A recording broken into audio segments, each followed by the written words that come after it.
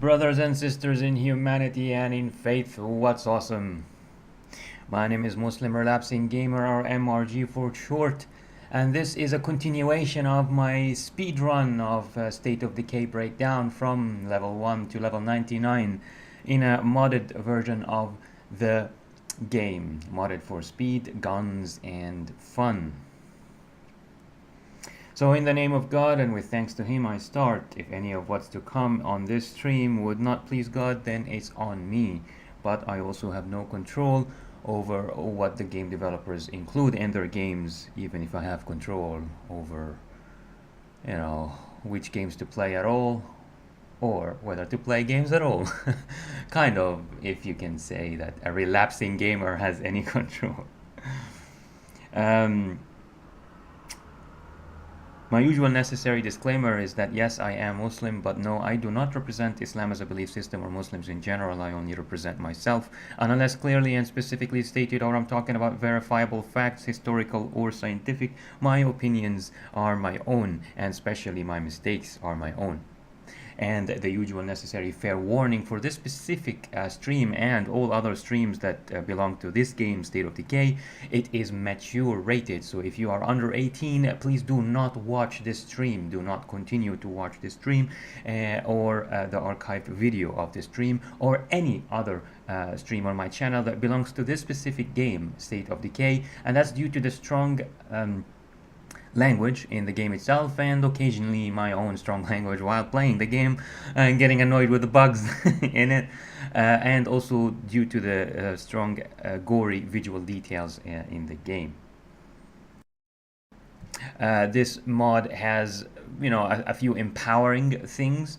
Just in case if you were curious about it, some people saw the effects and called it a cheat. To each their own. Whatever people want to think and makes them happy, they can think.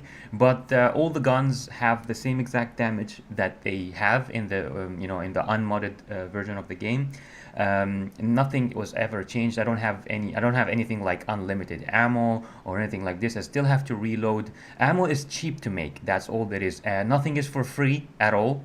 Everything costs something. Every single thing costs something. Some of the prices are reduced in terms of the influence that you spend, but a few are actually more expensive. For example, to ask about food in order to get food or get medicine, like in the radio tower option, you have to pay more influence than you pay in the vanilla game. And I just had a few logical reasons behind this. I reduced some of the prices and I increased some of them. For example, in the radio option to ask about food and medicine, these are immediate survival needs for other survivors. So if you're getting on the radio to ask other survivors for food, if another survivor knows about food, maybe they are generous and they will tell you, or maybe they will say, well, yeah, there is some food left in the store, but it's infested, so we can't really go get it, so might as well you guys go get it.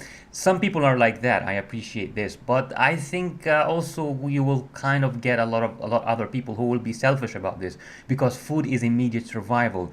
Some people will think, well, if we can't get the food today because of the infestation, maybe we will tomorrow, so maybe we shouldn't tell others about this food. Yeah.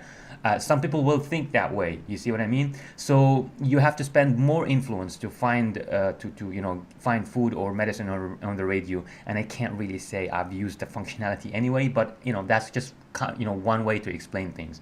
The weapon, the only thing that's changed in the weapon is the distance, the distance through which the bullets are effective. So when you shoot weapons in the vanilla game, you have to be really close to enemies to cause any damage, even though you can see the enemy just fine from a further away distance. So I changed this so that if I can see the enemy and I can get a headshot, I can actually kill the enemy, kill the zombies that way. That's the only thing I changed in weapons, but everything does the same exact damage, same exact. There is no silencing, whatever, and like anything that shouldn't be silenced isn't isn't silenced, with the exception of a few shotguns, and that failed. I showed this towards the beginning of my mod. But yeah, other than this, yeah, there is no invulnerability. My heroes get hurt. Some of them can actually get killed, especially by special zombies, by ferals and by juggernauts. Absolutely, you can die, and I showed it on the stream. I actually lost Kelly Eldridge, who is one of my dream team. My 7 superheroes. That's what I call them, superheroes. 7 superheroes that would make up my dream team. One of them is Kelly Eldridge, and I actually lost him on stream. You can see that. So yeah, there is no invulnerability, there is no unlimited ammo, nothing like that. There is nothing for free. Everything costs something, even if the prices are reduced. So the purpose of the mod is to show a speed run from level 1 to level 99, and so far it's taken tens of hours. So I don't know if we can call it quite the speed run, but it was just my attempt to make something streamable, and it's getting very repetitive, I have to admit. So I don't know if anyone will want to sit down and watch those last 50. I mean, at level 77 now, so only 23 levels left. I'm guessing this will be exciting. It's definitely exciting for me to kind of know that hopefully in this stream I will hit level 99, and then once I go there, I'll just take my time and see how I end the whole journey, really, and maybe start a new one in another stream. But for the time being, that's the journey. So these are some of the details of this mod, this specific mod. And this mod isn't available on Nexus Mod. It's my own personal mod. I've worked on it. I've worked on some aspects of it for years, really, since not every single year, but at the year of release back in 2013, I was working on a lot of modding for this game, just for myself, really, create my own characters, the characters that I would like, the look of, and the personality of, and the skills of. It's something I really enjoyed back in 2013. So I kind of acquired a few of these skills just a few years ago, and I think I've spent more than 100 hours modding State of Decay. So I've put a lot of thought into this specific mod, just to make sure that nothing is for free. You see what I mean? I could have just, with a few clicks, 3-4 clicks of a button, I could have literally created a cheat. A cheat in the conventional sense. Everything is for free. Things like that. Basically, I could have easily done that, because all you have to do is search for a specific type of entry and change all the numbers to 0. That's it. You're done. You see what I mean? It's very, very easy to create a cheat at this context. But that's not what I was aiming for. I was aiming for meaningful changes, reductions of the prices of things in a meaningful way. So I had to go through each and every entry and reduce it in a meaningful way. You see what I mean? So that I did work on this mod for more than 10 hours, that is for sure. And in total, I've spent probably more than 100 hours. I think at this point, close to 200 hours just modding this game. And I've played hundreds of hours. I've played State of Decay for hundreds of hours through the years, at least. So yeah, that's just really the introduction about the mod. And since this might be the last stream for this series, I just wanted to kind of share all the details possible to kind of explain why this is not a cheat, and why it would have been much easier. Trust me, it would have been much easier if I was aiming for a cheat. But it is a mod. Yes, it empowers the heroes, and that's, as I said, that's for the purpose of speed running, in order to kind of make this streamable. Nobody's gonna sit for 1,000 hours watching the vanilla breakdown move from level 1 to level 99. It would take 1,000 hours or something like that. So yeah, to make this streamable and kind of watchable, I wanted to just kind of boil it down and fast forward things, make things a bit faster and stuff like that. Is there anything else? That's it, I think. Yep, that's all I wanted to start with. And without further ado, I will just start playing, and let's see how this journey ends.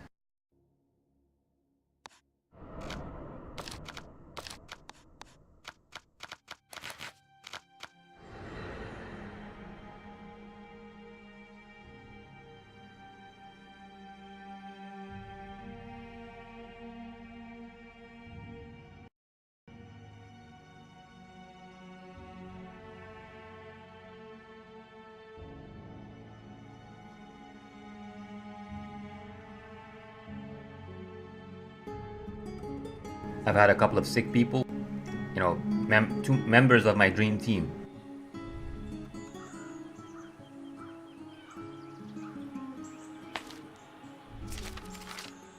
And they are still sick, unfortunately, with fever, which is quite dangerous because it can switch to black fever, and then it's game over for these characters if they get black fever in this specific game.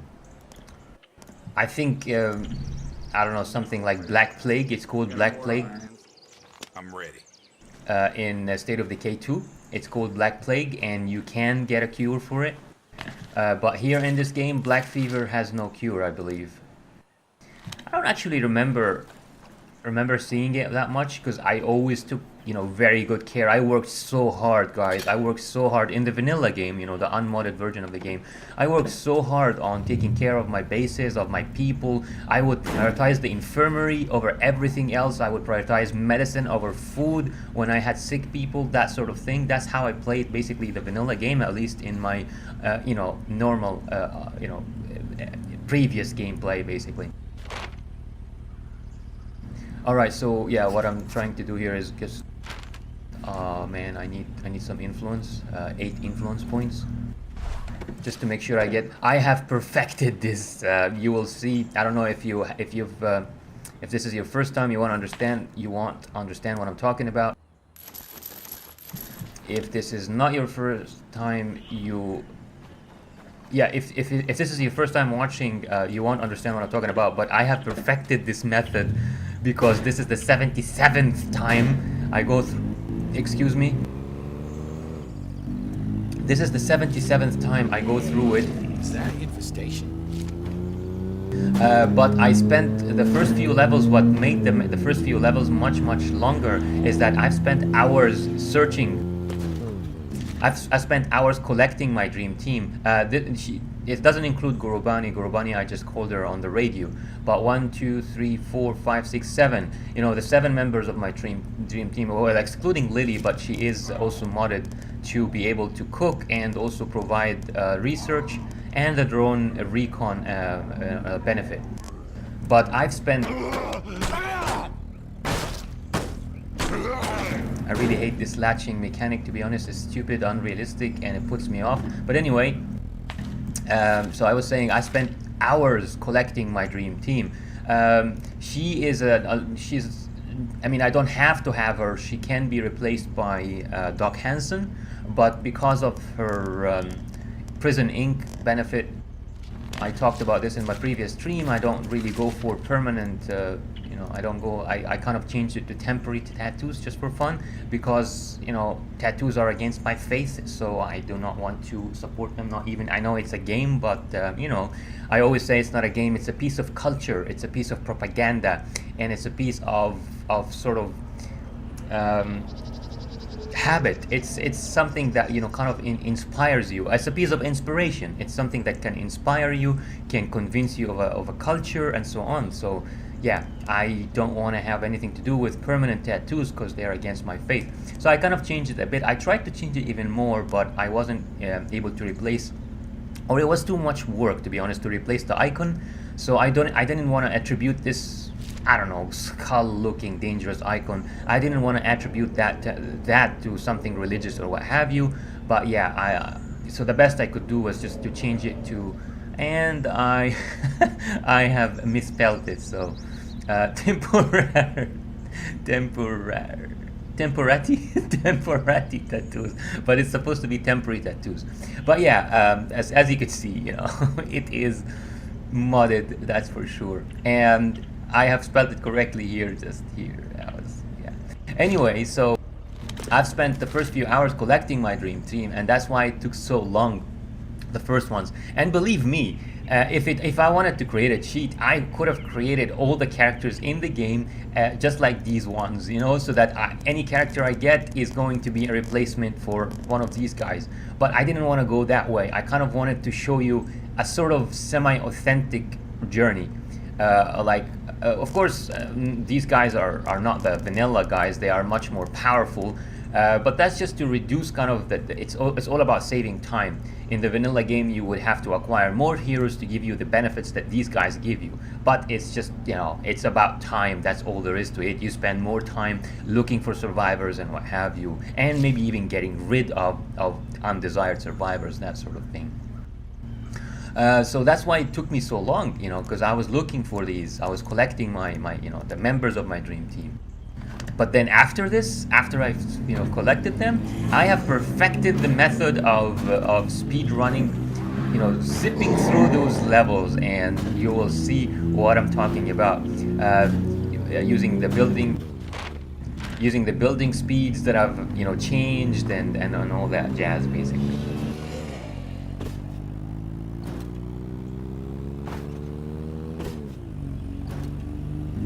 I know exactly how much materials I need, for the RV, how many influence points, all that stuff, basically.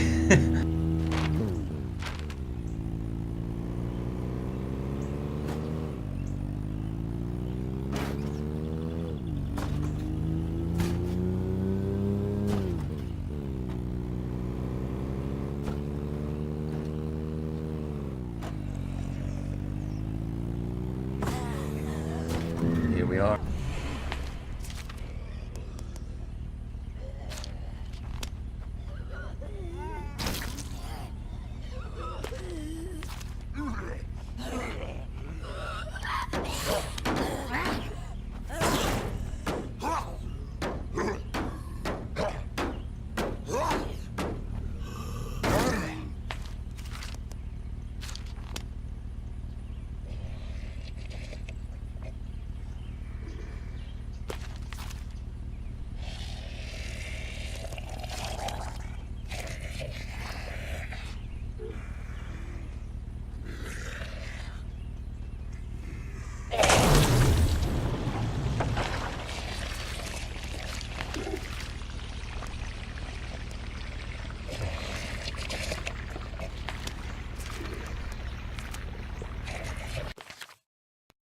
The part about shutting up Lily is not from my end. It's from the existing mod on Nexus mods, Nag No More, and I actually just give me seconds.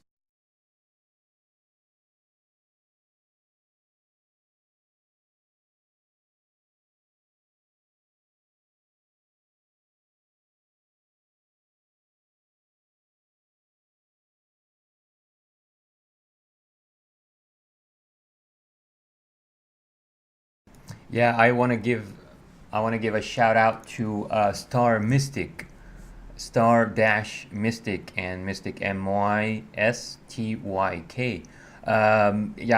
Yeah, I just definitely want to give out a shout out to Star Mystic for developing this mod, or putting together this mod, Nag No More.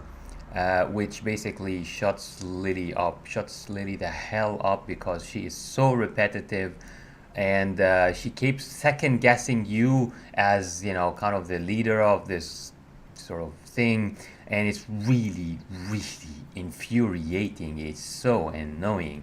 So after I discovered Star Mystic's add-on, and also he also provided an optional sort of set of files, and when I use the optional ones, I don't hear Lily at all now, and I am so happy with this peace of mind. This silence is actually, it's a good match for the vibe of this game.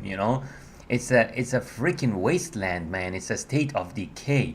It's not a TV show. It's not an interview or something. It's not a radio channel. It's not a goddamn radio channel. It's a state of decay. It's a wasteland. So yeah, she is just unbearable, man. On a scale of insufferable to unbearable, I don't know. You place her. I always wanted people to tell me on a scale of insufferable to unbearable where exactly is Lily. So yeah, I just wanted to give out a shout out to Star Mystic, the developer of this mod called Nag No More. It saved my life, basically.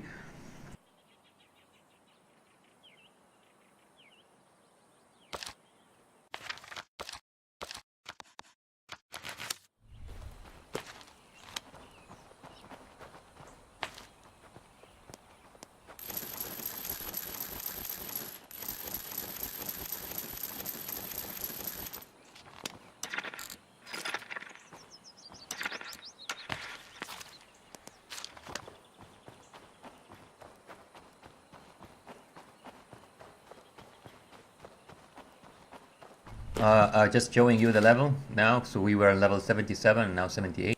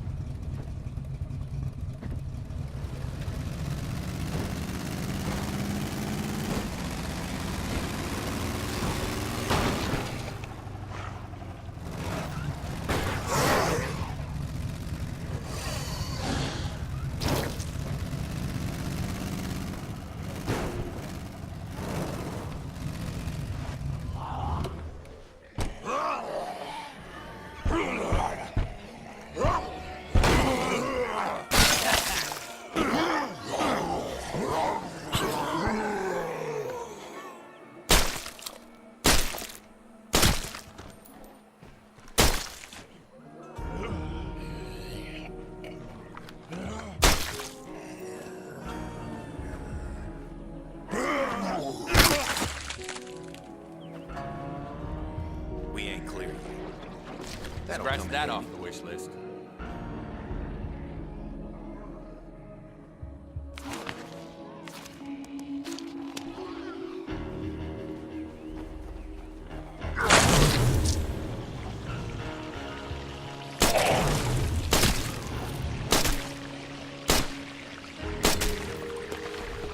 By the way, the immunity to bloater, it's not a cheat, it's a compensation for a stupid mechanic in the game. I mentioned this before, but just in case you're watching this stream for the first time, I repeat it. None of the characters in this mod. Scratch that off the wish list.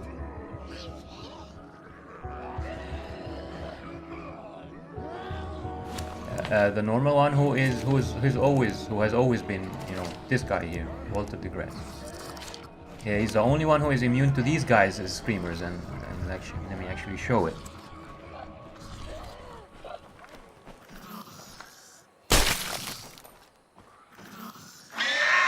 You see? So yeah. None of the characters other than Walter are immune to the screamer. However, most everybody is immune to the bloater, and that's because unfortunately the game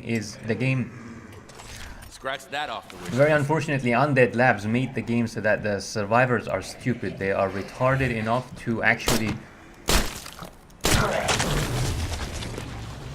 to go and try to attack or melee, you know, try to melee a bloater. Really, everybody, like anyone who's played State of Decay 1, they know that, you know, survivors, if you get like a bodyguard or something, you ask one survivor to come back you up, those survivors, they will go and try to melee the bloater. How retarded is that? And then the problem is at higher levels of breakdown, a contact with a bloater that way equals an automatic sickness, and not just cough or what have you. Looks An like automatic infestation. an automatic fever, basically. It's an automatic and guaranteed fever. If a survivor, you know, goes and touches a bloater that way, that's it, you know. It's automatic sickness. And if you are not ready with an infirmary or something,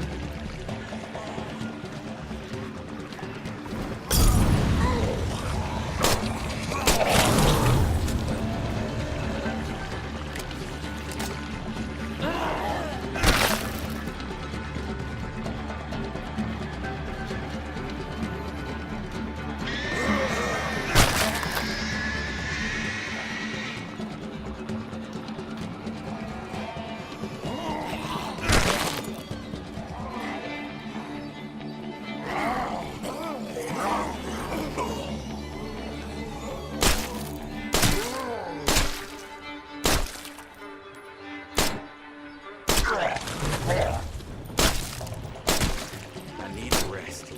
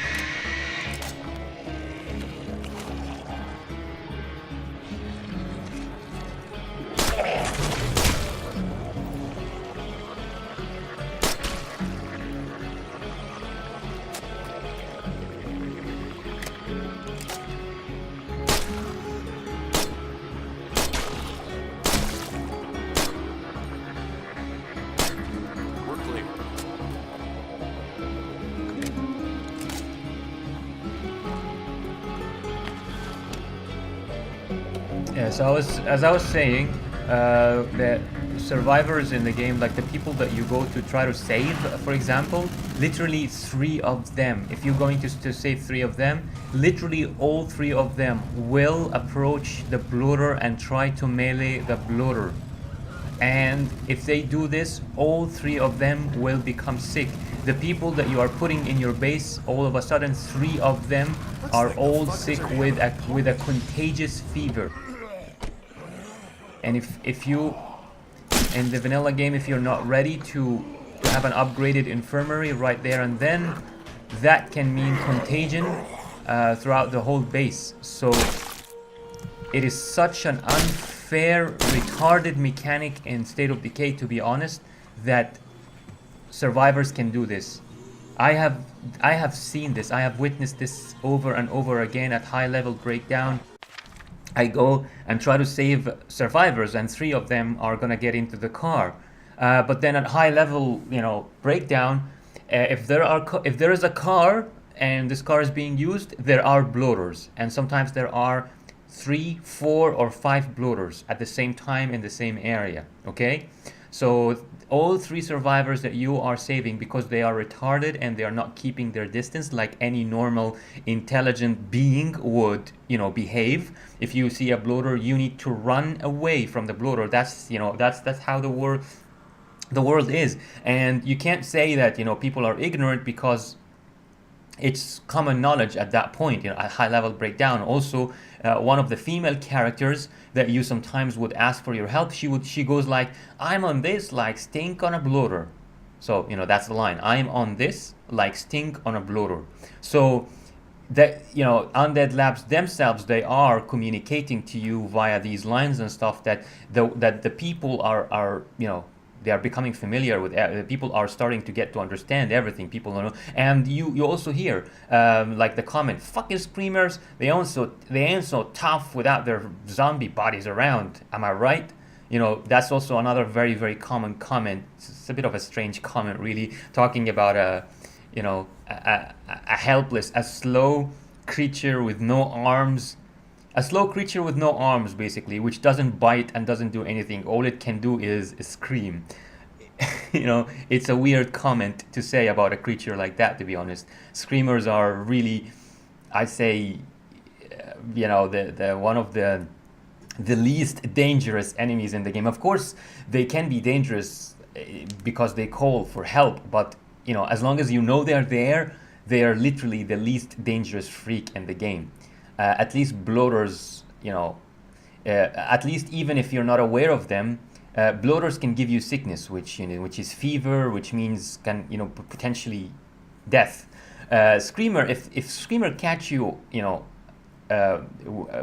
unaware, you still have a chance. They will stun you for, I don't know, 2 seconds or something, but you have a chance to save yourself. You have a chance to shoot down the enemies that are approaching you, and you can save yourself. But if a bloater catches you, as I said, it's a guaranteed sickness, and this sickness can lead to death. So screamers are slow, they don't have arms, they don't bite. All they can do is scream and stun for 2 seconds. They are literally one of the least dangerous enemies in the game. And so it's weird to say that about them. Fucking screamers ain't so tough. They're not so tough at all, and they're not even tough with their enemy bodies around, because as long as you keep your distance, they are nothing. So anyway, this is a line in the game, something that you hear. I'm on this like stink on a bloater, or fucking screamers ain't so tough without their zombie bodies around. So people in this game, they are aware. They understand what is a bloater, what's a screamer, what's a juggernaut, and so on and so forth. They know this. So if they know this, then the normal behavior would be to keep your distance from the goddamn bloater, yeah? But Undead Labs, very unfortunately, designed the survivors so that the instinctive, or the first reaction they do when they see a bloater, is run towards it and melee it. Bust that bloater open so that you can inhale that gas into your lungs. That's the first reaction that Undead Labs gave to bloaters in this game, in the first one. And I certainly do pray to God and hope that they haven't done something like this in State of Decay 2, because this is one of the most annoying things in the vanilla unmodded version of State of Decay. So yeah, unfortunately, my knowledge isn't advanced enough in programming, so I can program behavior into the survivors and say, do not approach the goddamn bloaters, stay away from the bloaters. Or to even program another sort of behavior and say, do not approach the juggernaut unless the juggernaut is dazed. Because the juggernaut equals instant death.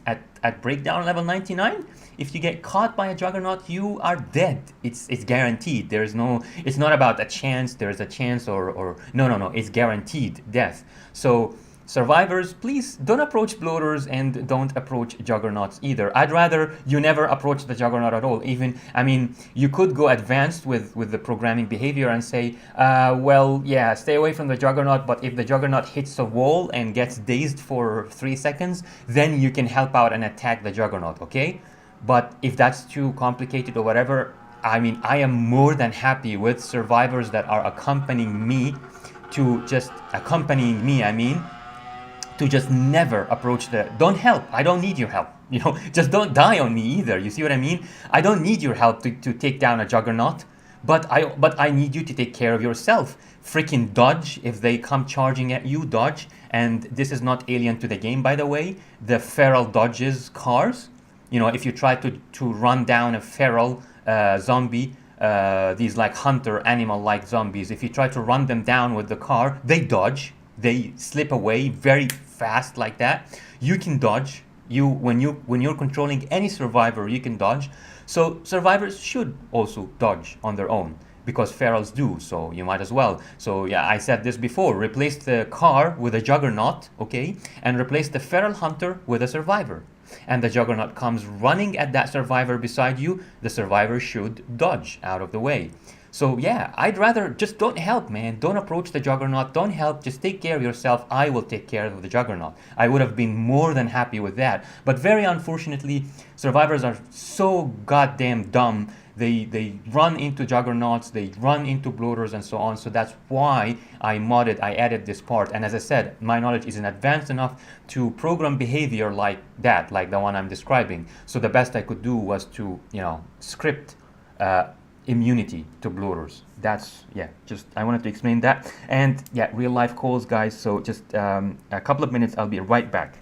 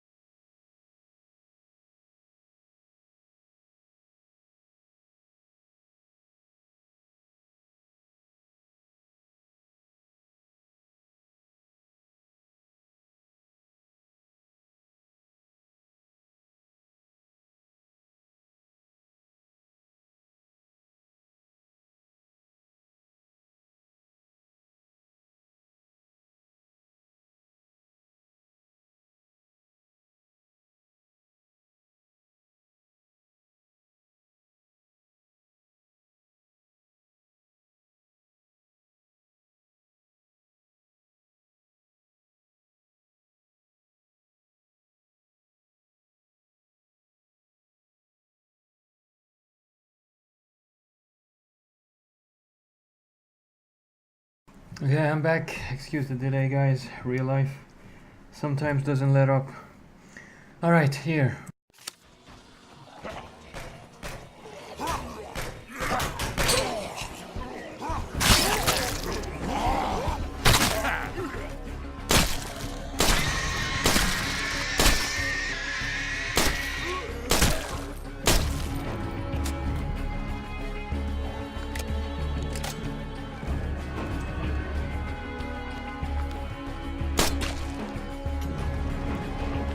Scratch that off the wish list.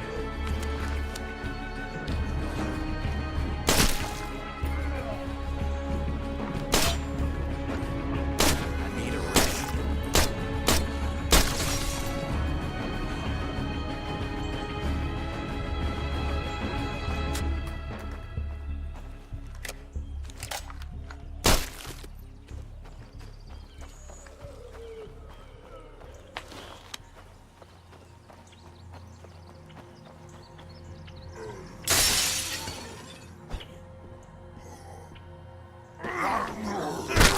All clear.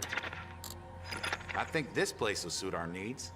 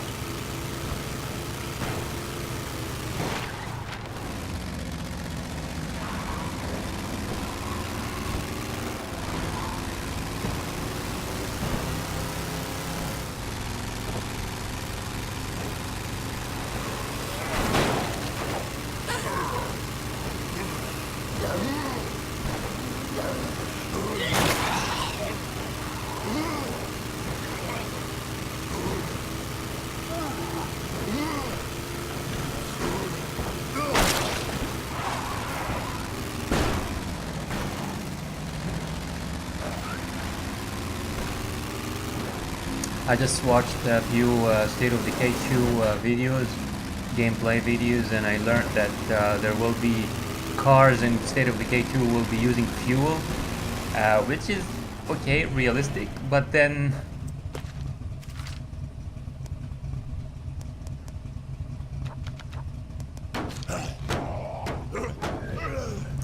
very unfortunately, just as developers always do, you know, they cannot just do something, I don't know, and kind of achieve perfection somehow.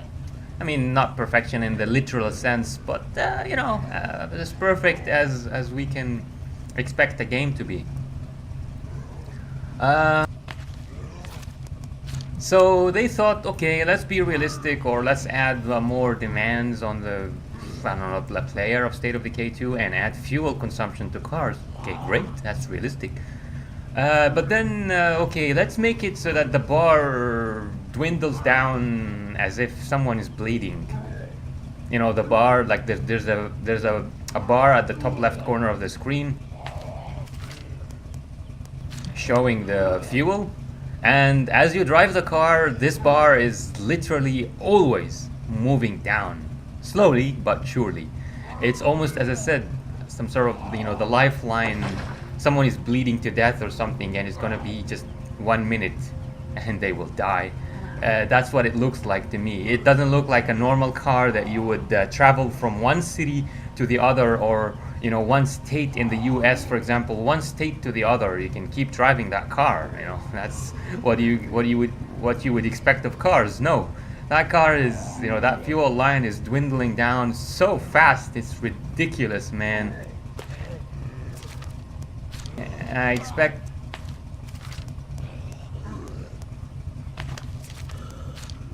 expect that's gonna be one of the things I really hate about State of Decay 2, really. How unrealistic that fuel bar is. For cars, I mean.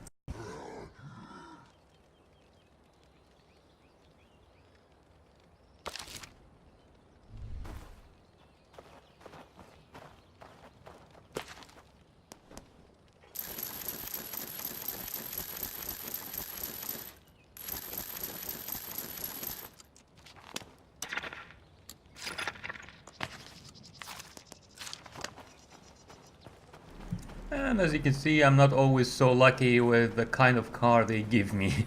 Ray Santos sends me.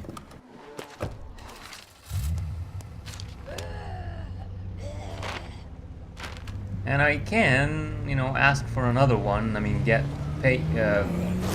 put more stuff in the locker and get, you know, another 25 influence points and ask for another one. But whatever. I don't want to.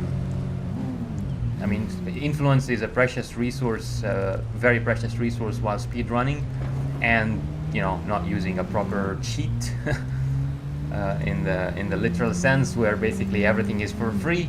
Because I already said I could have easily made everything for free. You know, you don't pay any influence or anything at all. But that's not the sort of, you know, vibe I wanted to go for. You know, everything costs something in this mod. So yeah, influence is a very precious resource while trying to speed run, even with this mod. So yeah, I don't want to squander it at this point, at least, because I'm getting into.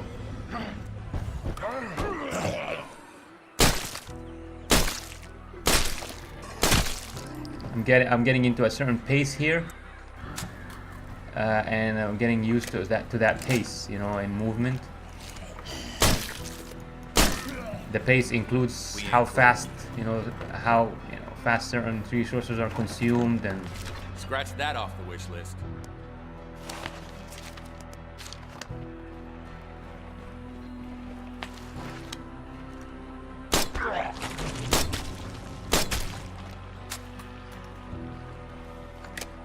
Looks like we're Zed free. Scratch that off the wish list.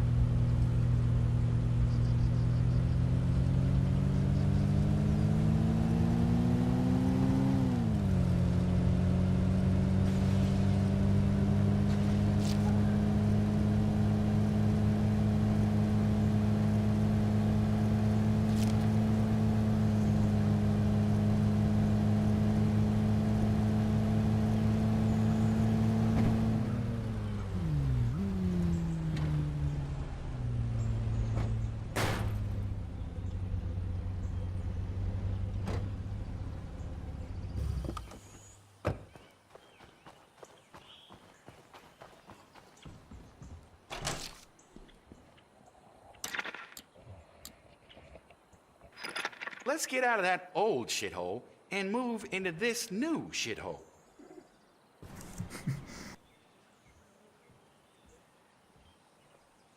Asked me, we shouldn't have stopped. Should have driven right the hell out of this town. Headed for the city.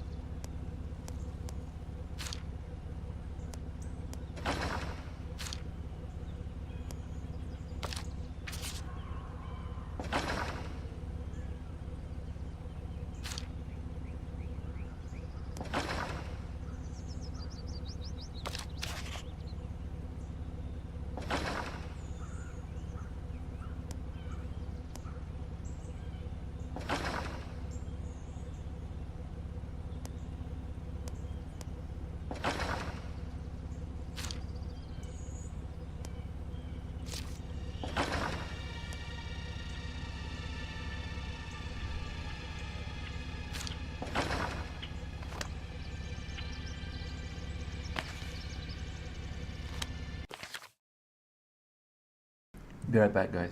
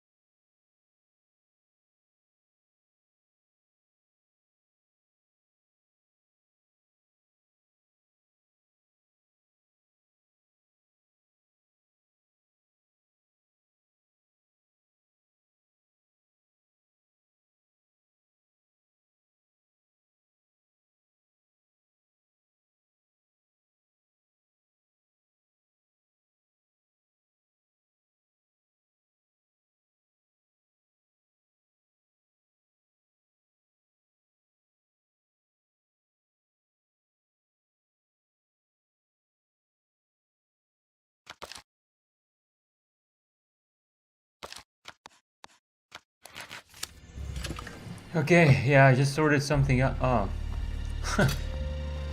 Wow. Finally, things are going our way. I don't know. There's just Wow. something satisfying Three of my dream team members, Feels like we're guys. actually competent. In one. Treading water. Look at this. Kilohana. Is he still with me? Yeah, he's still here. Wow, that is insane. And Pastor William and Becca. Phew.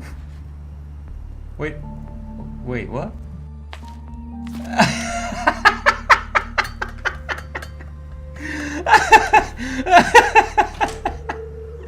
Oh God, I thought I was visiting an enclave. Man, I need to. I keep looping through the. I keep looping through this thing that I can't actually tell now anymore if I'm visiting an enclave or my own base. Oh my God, that's insane. I'm thinking, oh, look at that. That's an enclave that has 3 of my dream team members. That's pretty cool. And then I enter the radio room and I find Lily sitting there, and I find Ray Santos too. And I was like, oh my God, I'm in my own base. How stupid is that? Ah, man, can't put stuff because they put trash here.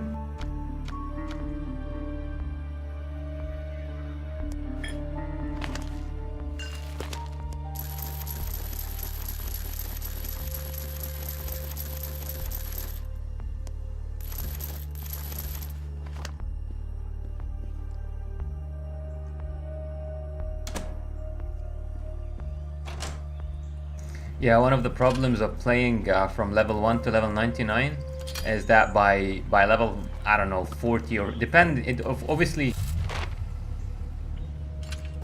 Ah, sweet, I love it. I love it. So close. The RV is so close. Yeah. Obviously, it depends on how heavily you loot at the lower levels, but slowly but surely you will reach a point where Your locker is literally full. You can't put anything else in the locker anymore, and it's just so annoying, really. You have to clean it up like regularly and stuff. It's like one of those things that I hated about games like Black Desert Online. Generally speaking, MMOs, you know, Black Desert Online, even World of Warcraft. Sometimes when you stop playing and return to it after a year or something, you have to like clean up the bank and the bags, and sometimes you don't even understand what are these things and stuff, like if you've been away from the game for long enough. So yeah, really annoying.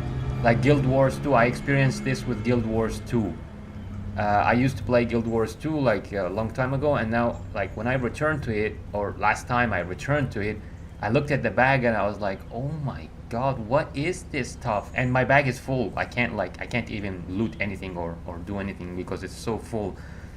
So yeah, and I don't understand what any of the stuff in my bag is about. I don't know what to throw away. I don't know what does this do. I can't understand a thing, basically. So it's one of the things I hated about so many games out there. Inventory management, basically. It's so annoying, and I don't know why developers keep designing their games so that, you know, they keep forcing you to do this administrative secretarial work, you know? Inventory management, where is the fun in that exactly? It is so annoying, and yeah, I don't know why developers keep designing their games to force you to do inventory management.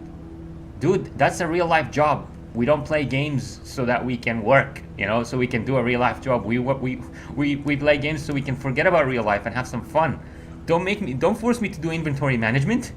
But yeah, especially when returning to games, I think this is absolutely one of the most important things that game developers should keep in mind nowadays when developing games. Especially, you know, games that include a lot of looted items.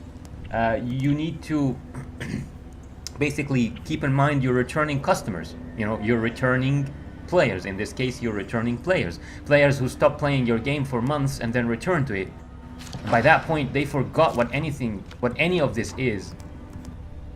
I think in MMOs, you need to give them like some sort of temporary increase in inventory space so that they can have, you know, something to work around with, you know, basically so that they can loot stuff from the bank, get rid of things and stuff. Also, developers need to be extremely clear and maybe even detailed, but with an option, like, you know, the player can press some sort of shortcut like a space bar or something, and that shortcut will allow them to see more details about this item. Yeah, absolutely, I believe that developers need to do this in games that have a lot of loot for the benefit of the players, of the returning players. If someone gets back to the game, looks at this item and thinks, what the hell is this? What does this do? How important is this? On a scale of, you know, 1 to 10, 10 being crucial and vital for my existence in the game, 1 being absolutely, you know, basically rubbish, trash. Where is this item? Where does it exactly exist? So, you know, I think developers need to actually implement this scale.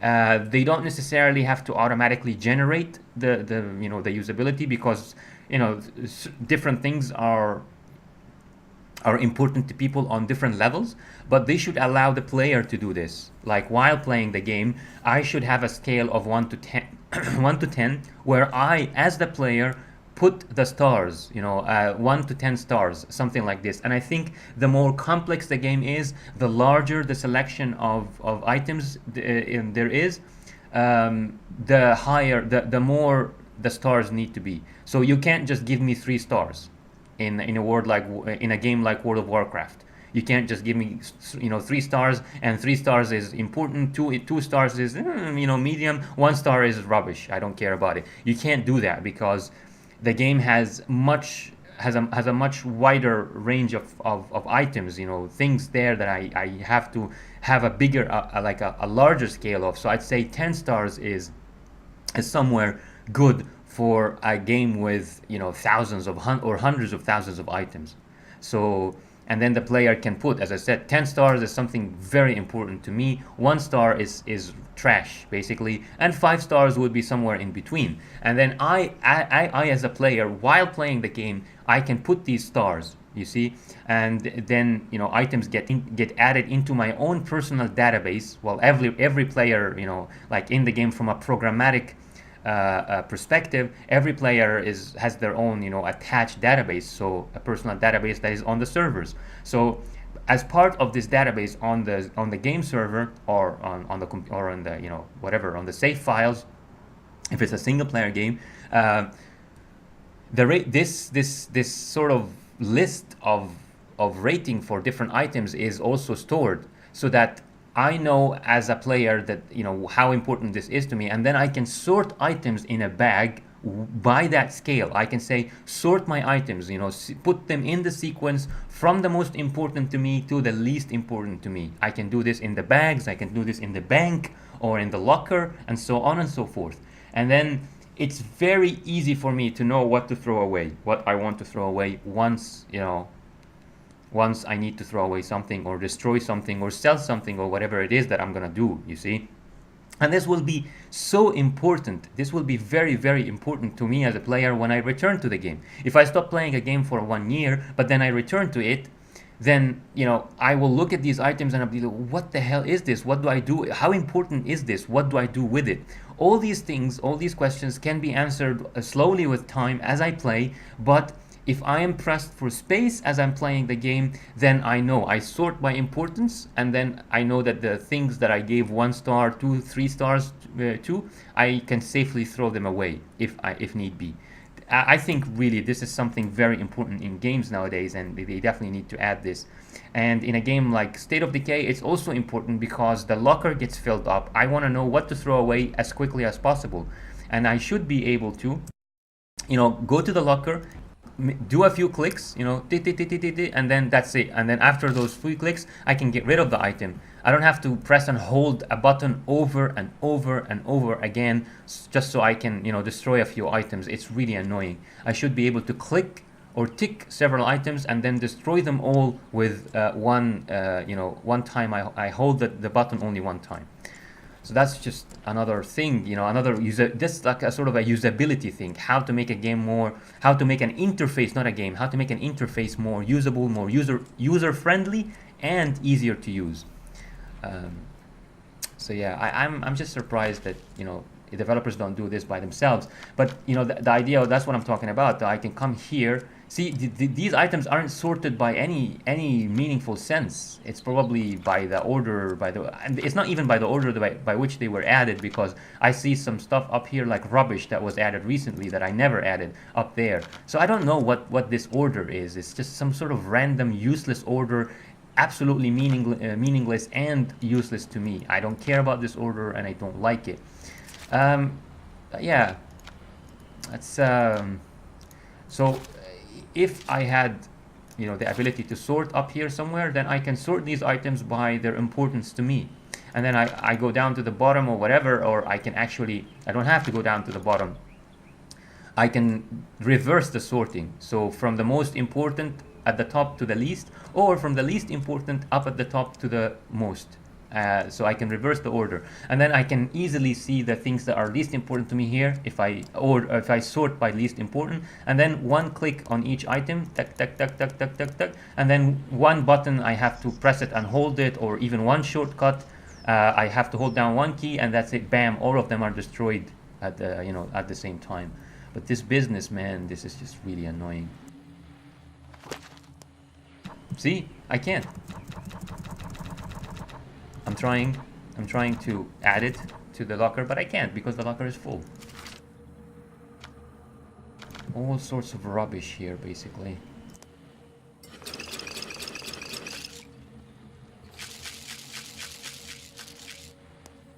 Ain't got the room.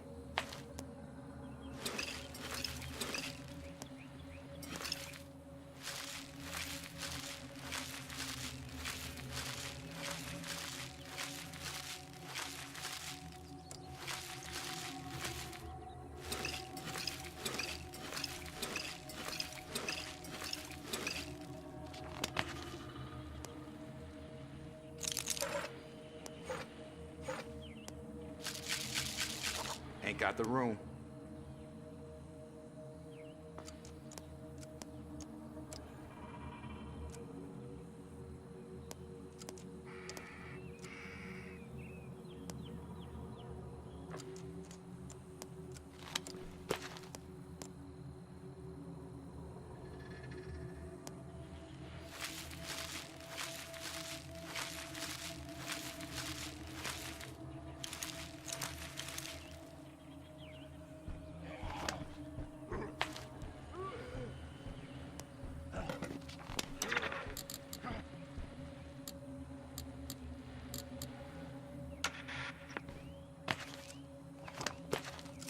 Oh my god. Oh my god.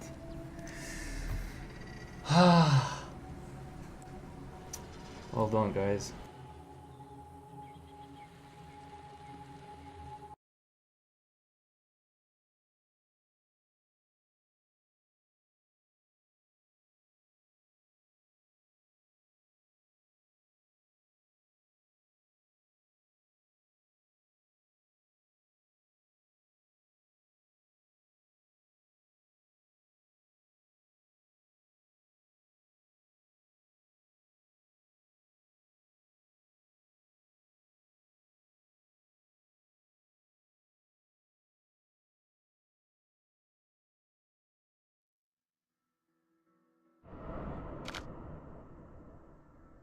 Yeah, I forgot to take, all my members, and that's another one, another problem in this design, the interface design. I should be able to save a list, you know. Shit, man! Holy shit!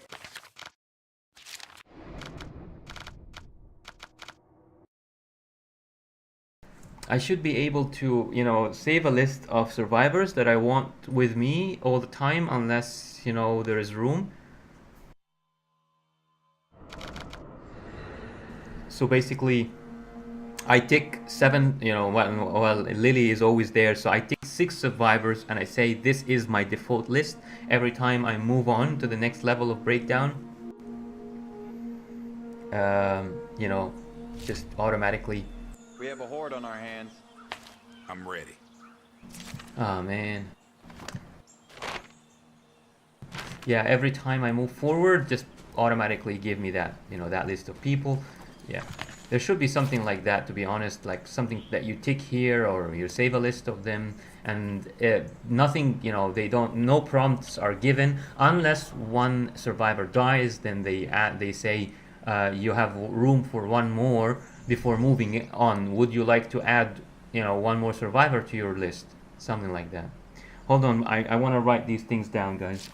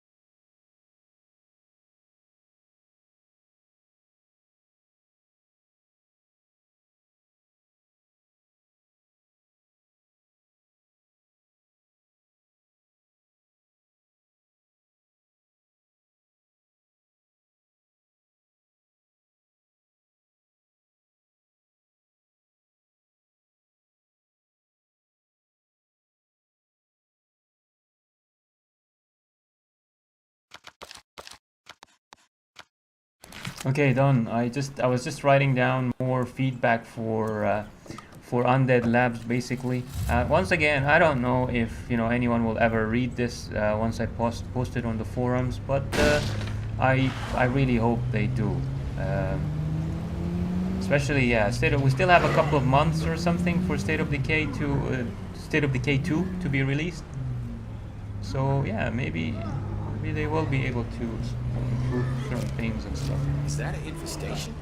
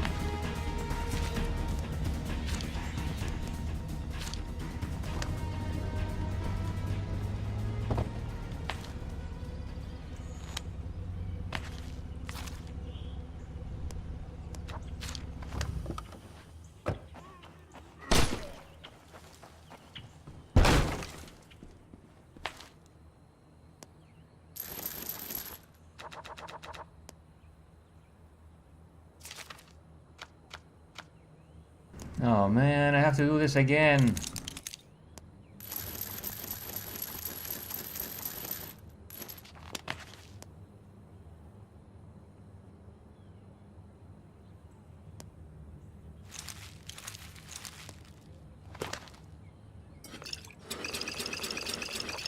Ain't got the room.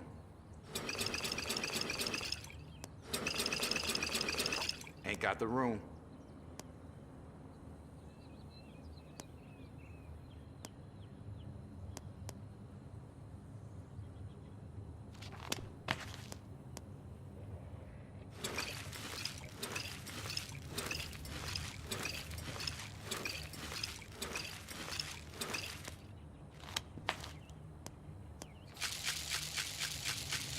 Ain't got the room.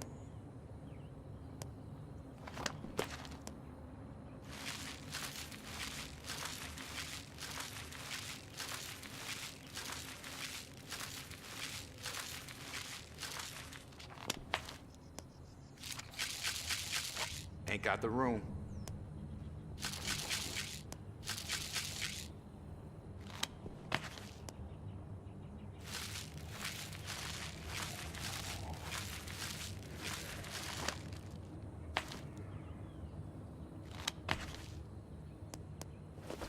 Ain't got the room.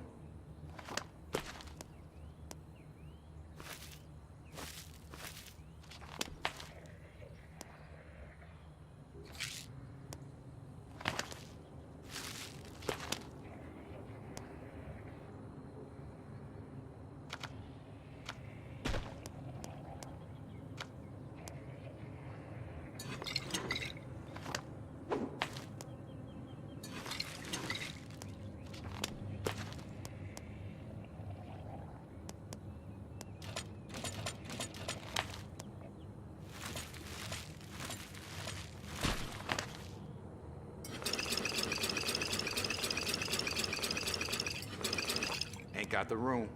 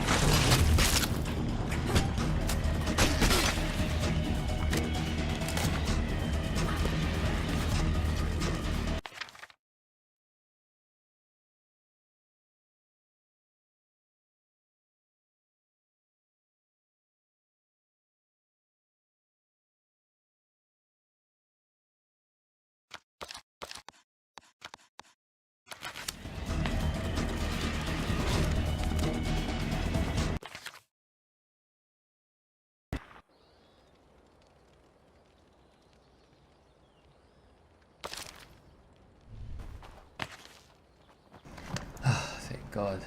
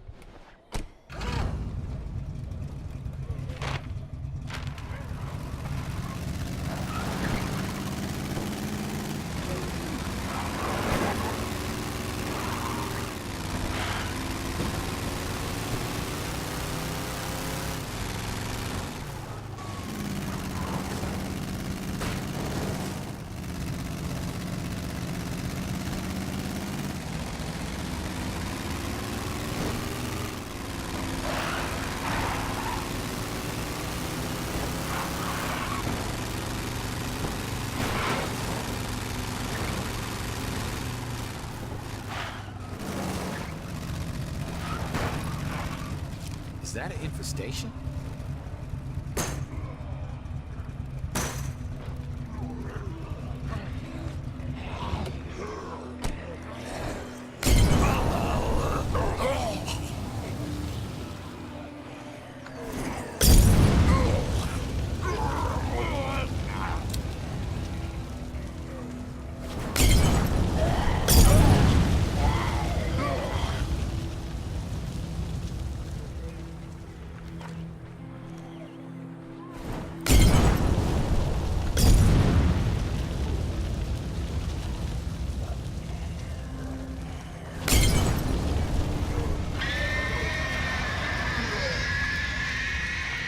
So stupid that you can't.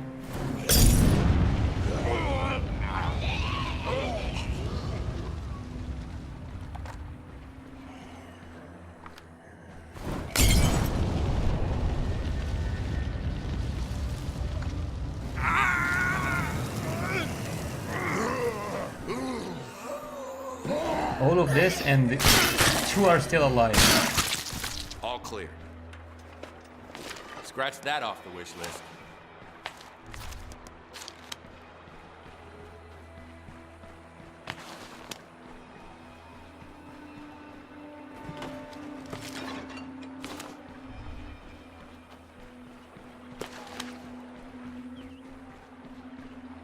Scratch that off the wish list.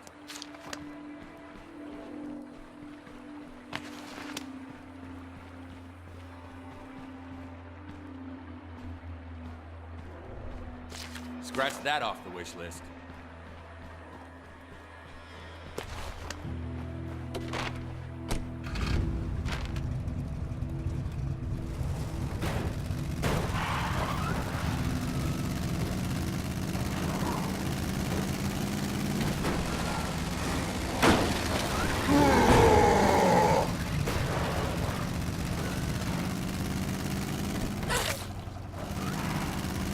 See, I just came driving through there. See, you know, this area that had suddenly a feral, a horde. Well, I mean, I'm exaggerating with the horde, and two juggernauts, which is not an exaggeration.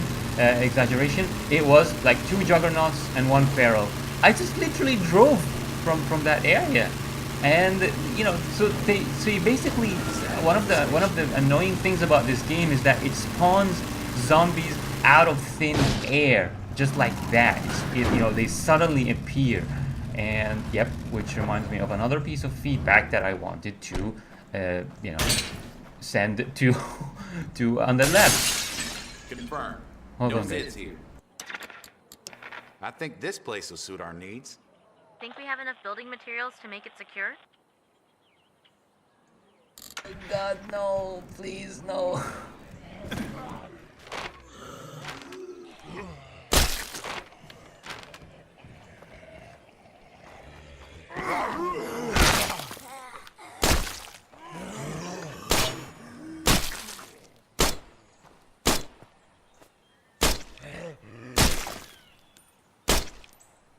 The hell is going on?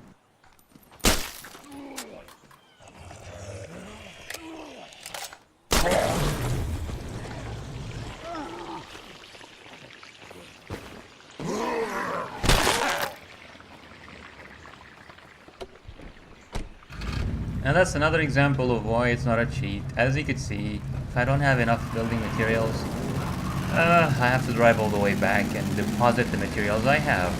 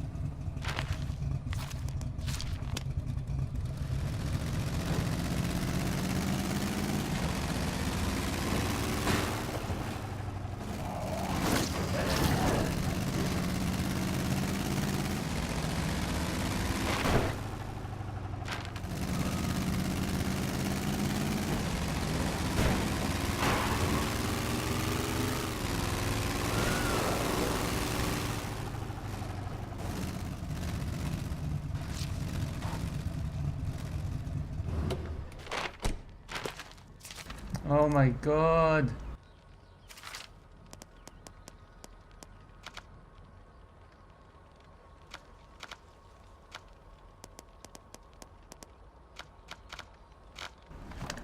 Now Becca's sick too. Man, this sickness is really annoying that you can't do something about it other than, you know, waiting for, I don't know, like real life days, not game days. Real life days you have to wait until the, I don't know, with an infirmary obviously. So you have to have a medical lab and also wait real life days.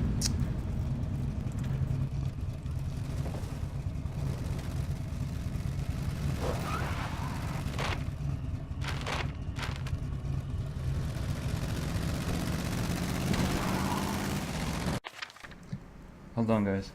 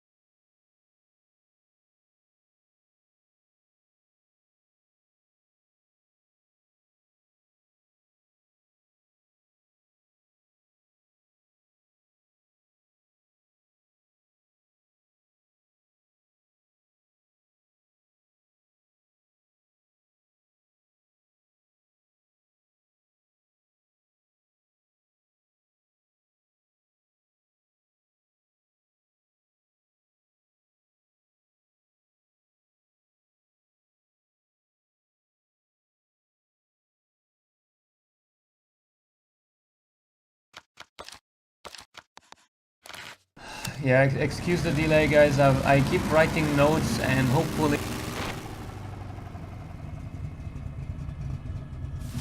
hopefully these notes will pay off. I'll share them with you, I think, in a future video.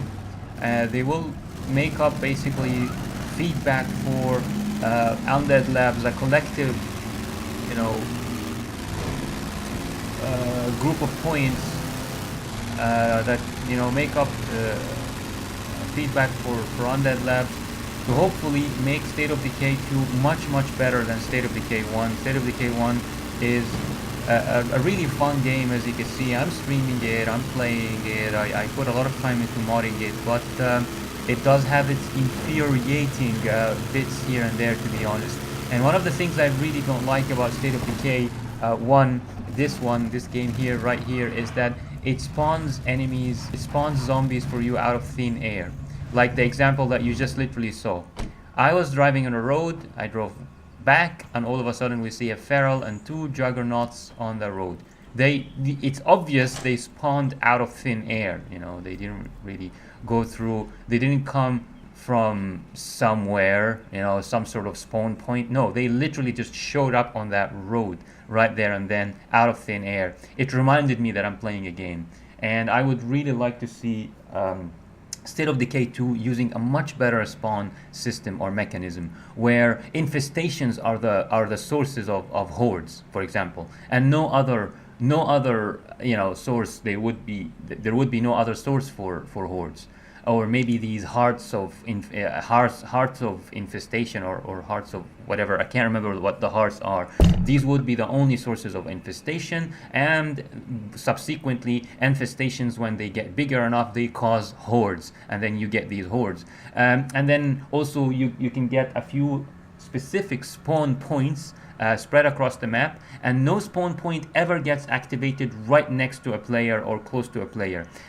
Zombies should always come from somewhere, and one of them, as I said, some of these sources could be spawn points that are far away from the player, and infestations, and then infestations cause hordes, and hordes can sometimes spread into smaller groups that basically become littered all over the place. Or as a horde moves around the map, it leaves parts of the hordes on the road or on the fields and so on, and then a horde can be dispersed. Basically, it can break from one big group into smaller pockets here and there. So that's how that's how I would like to see the spawn system in State of Decay 2 really work. That would be really nice, meaningful, fun. It would make me feel like this is a real world, not a game, quote unquote, that quote spawns unquote zombies for me out of thin air for some sort of fabricated, forced artificial intelligence. Fabricated, forced artificial challenge, if that makes sense. I think this place will suit our needs.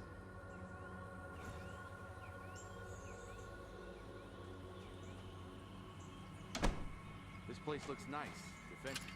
As long as we don't run out of supplies, we should be okay.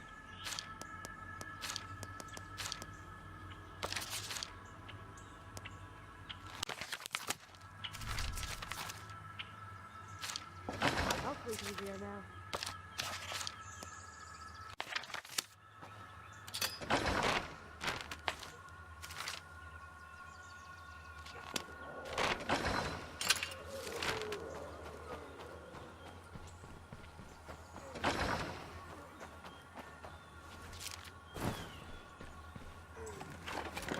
Scratch that off the wish list.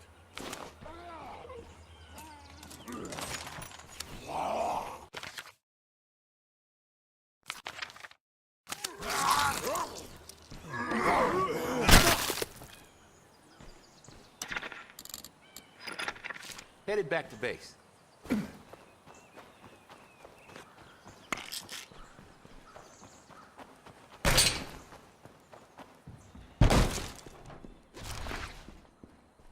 Scratch that off the wish list.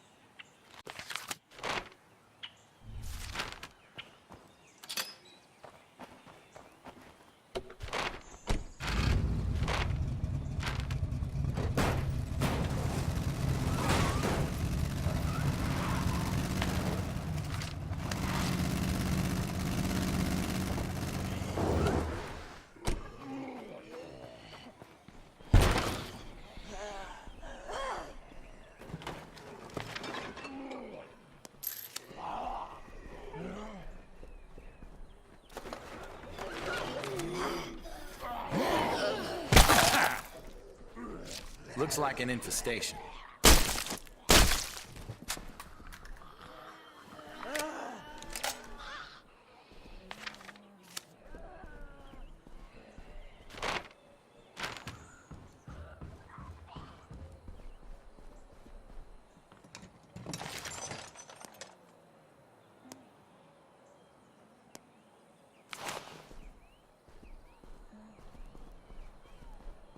We ain't clear yet.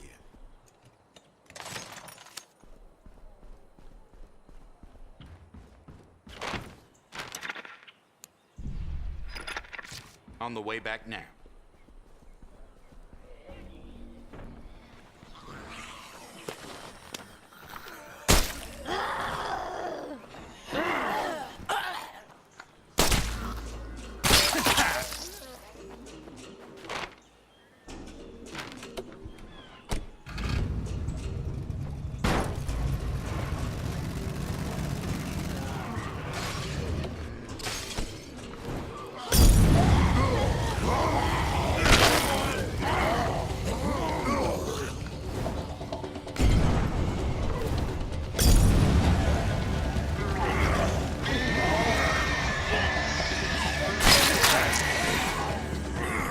Looks okay for now, but don't get stuck.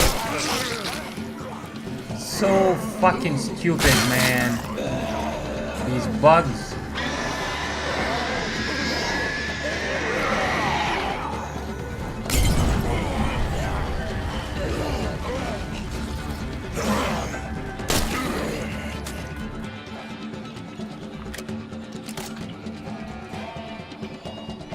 The screamer attracted the feral, and the feral was gonna kill my hero.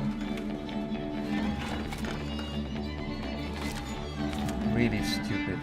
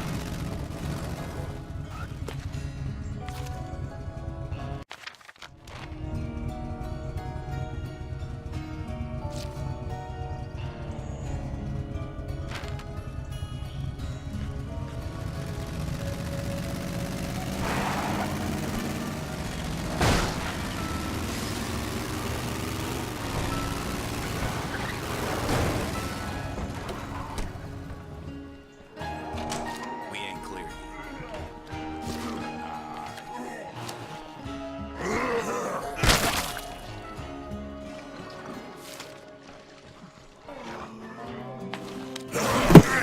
I haven't earned this.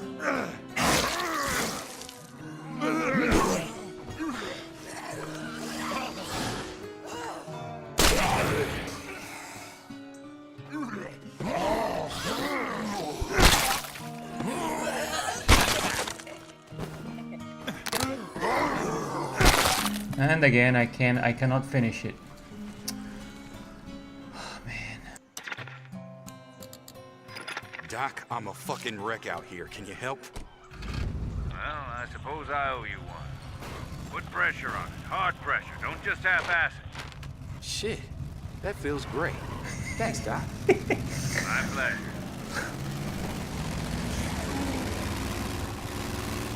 I really hope they use this voice actor again, because he is hilarious.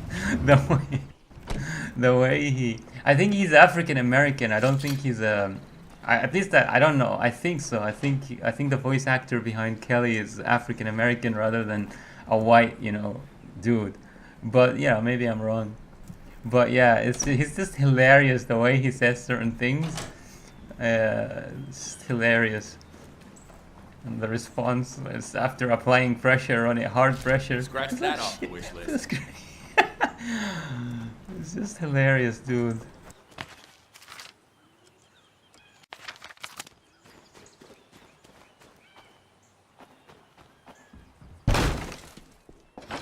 off my mind.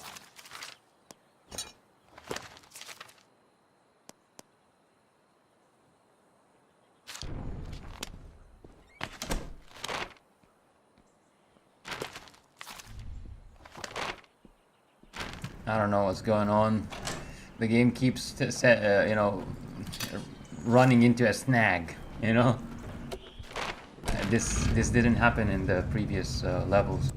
I mean, it happened sometimes, just not every single time this way. This is weird.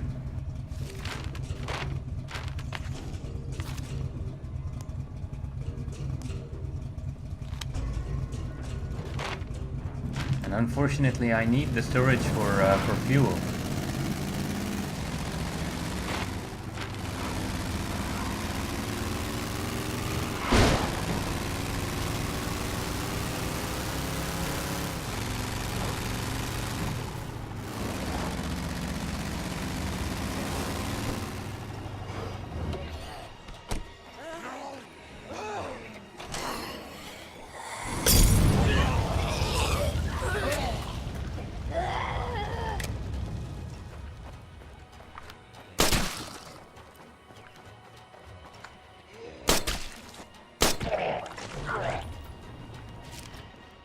We ain't clear yet.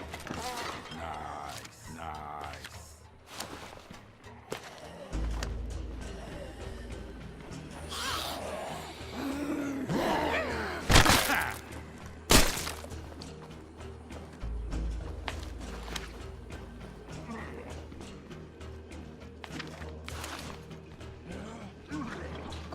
Scratch that off the wish list.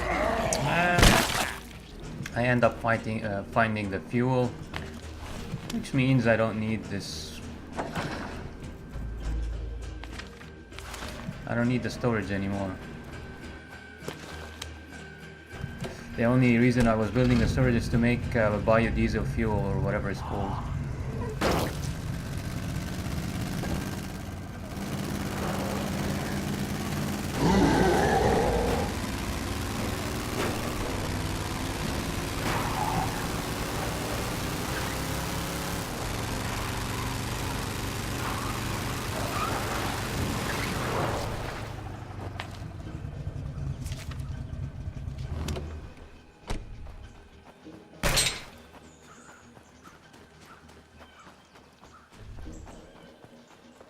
Scratch that off the wish list.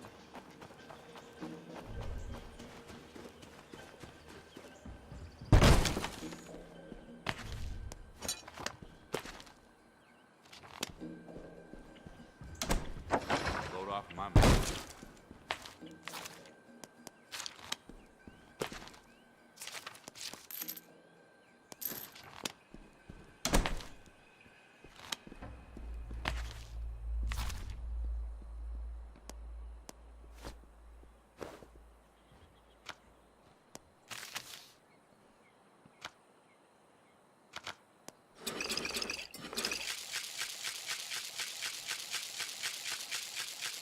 Ain't got the room.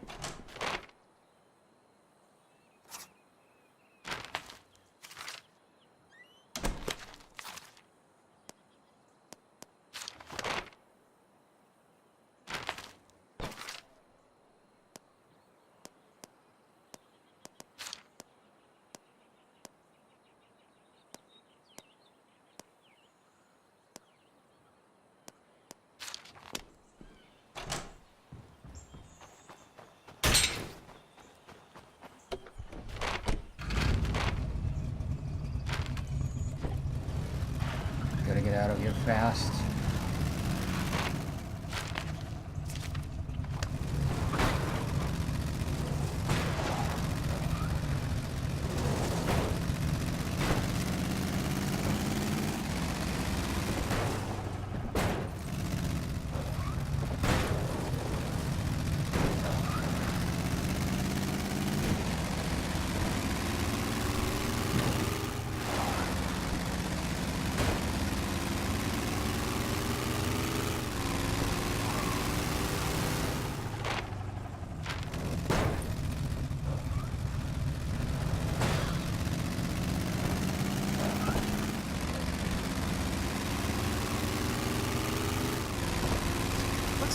fuckers are having a party.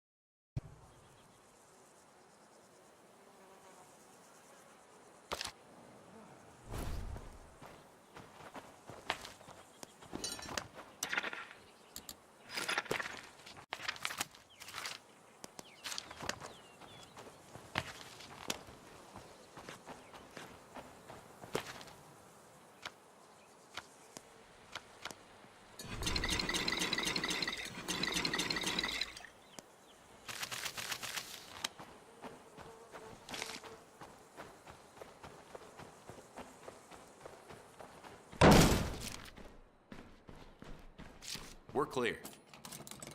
Scratch that off the wish list.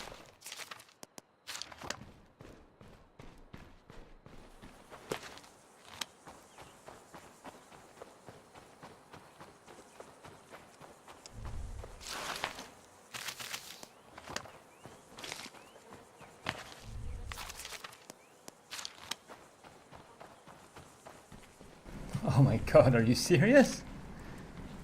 Or I don't think. Oh wow.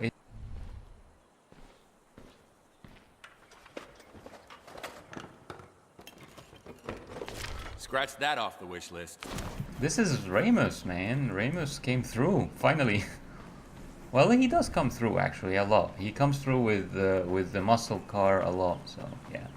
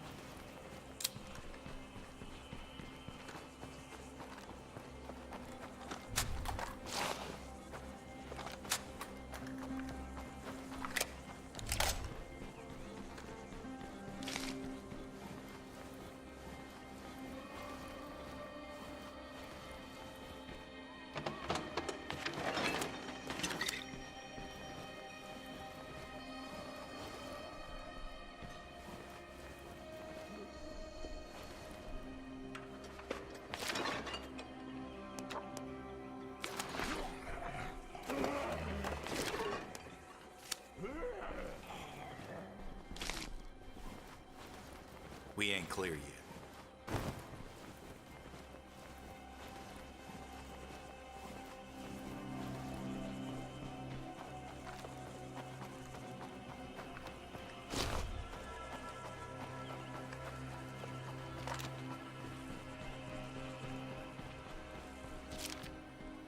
Looks like we're Zed free.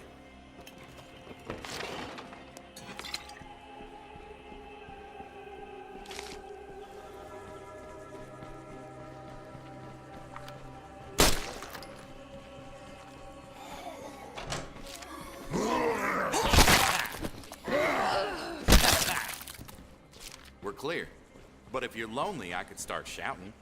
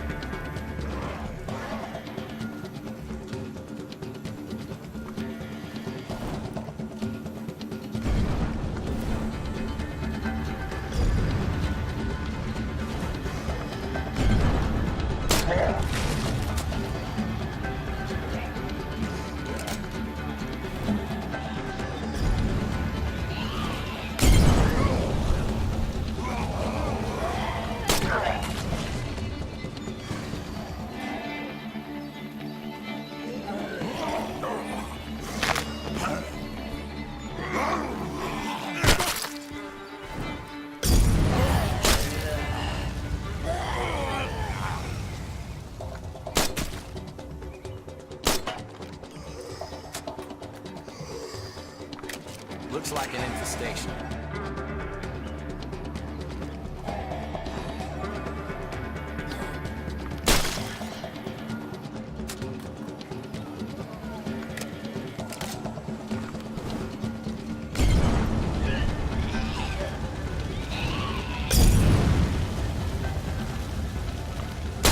We're clear.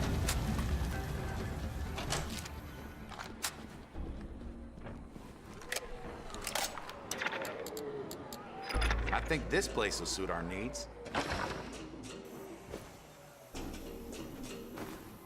Why can't everything be this easy? This place looks nice, defensive. As long as we don't run out of supplies, it should be okay.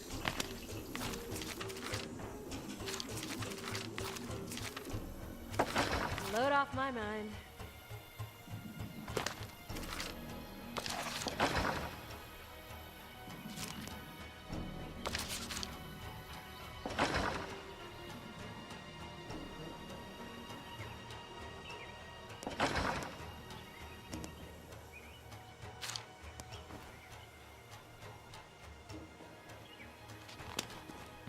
Finally, things are going our way. Fucking screamers. Ain't so tough without all their little zombie buddies around, am I right?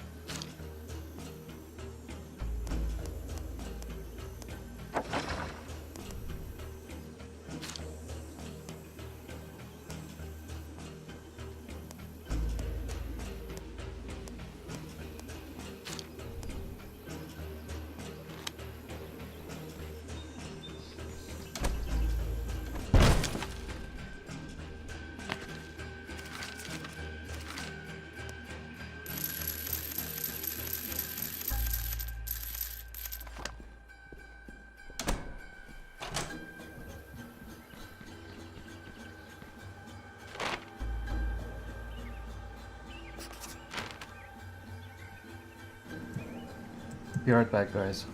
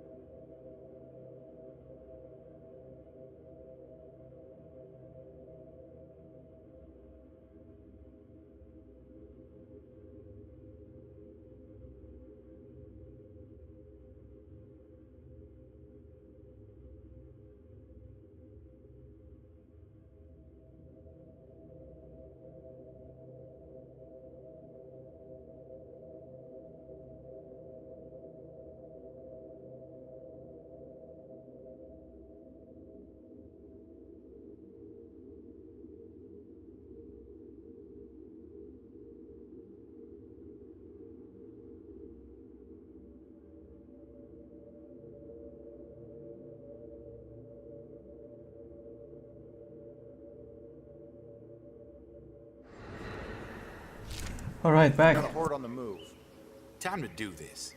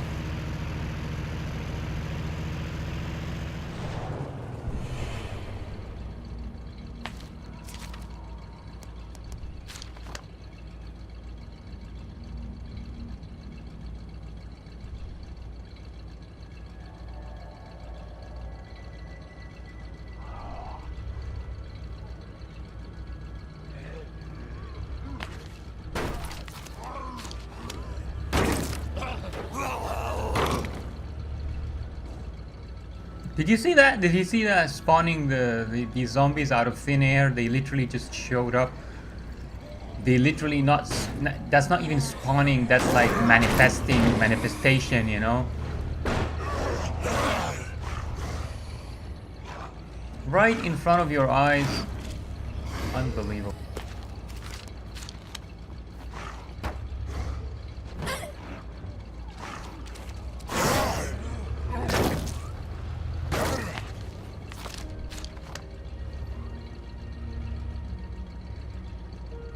Yeah, that's one of the things I really don't like about State of Decay. This one, that it spawns the enemies literally in front of you like that. It's just off-putting, man. It reminds you that you're playing a game. These zombies aren't coming from somewhere. They just showed up right now in front of you because the game manifested them, you know? Kind of stupid.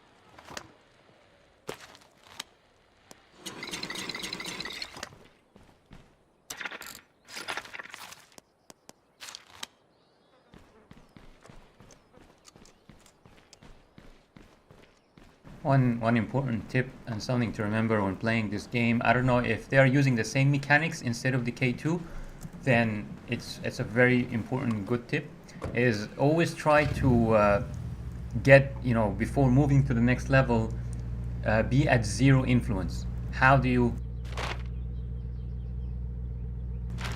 do that? It's by grabbing stuff from the locker.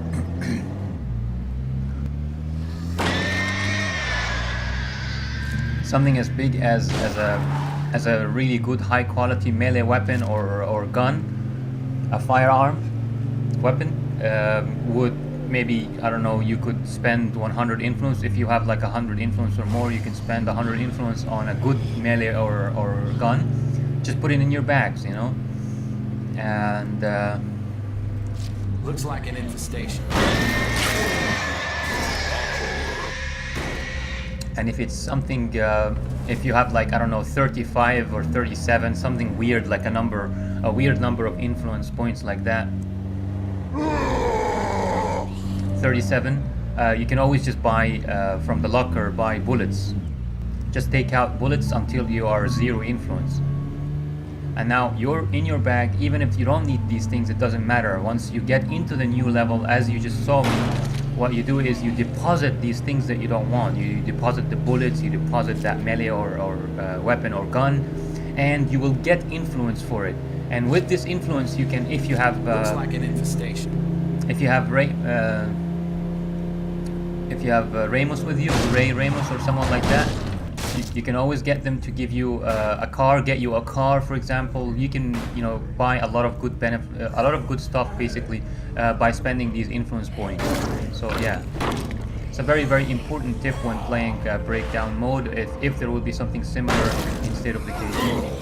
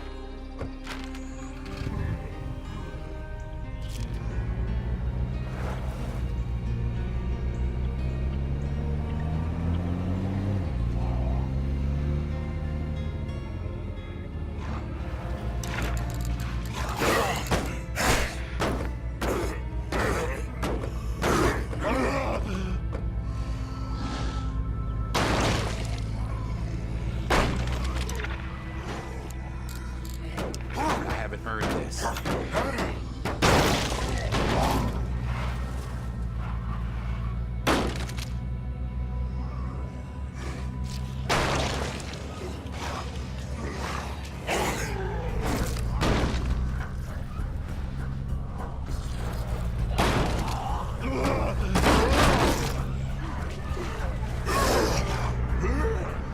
Man, how many ferals?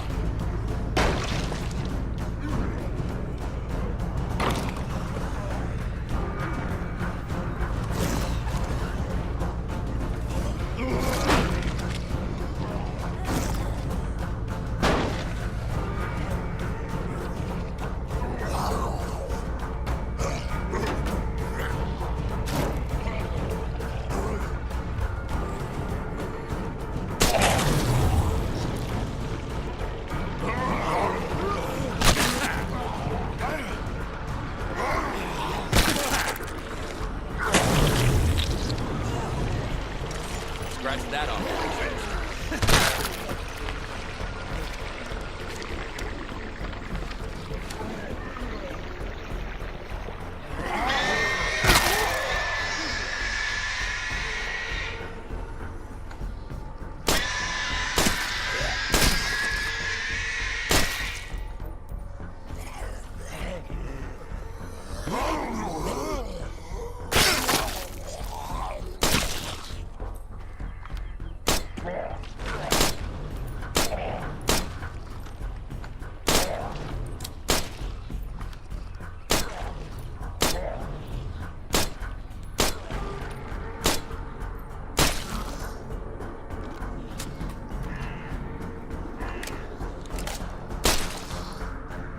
This guy probably spawned out of thin air just like that.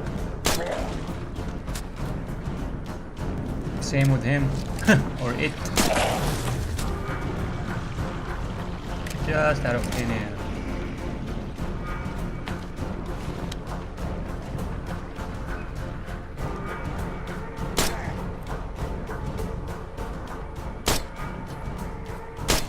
All clear. We ain't clear. Scratch that off the wish list.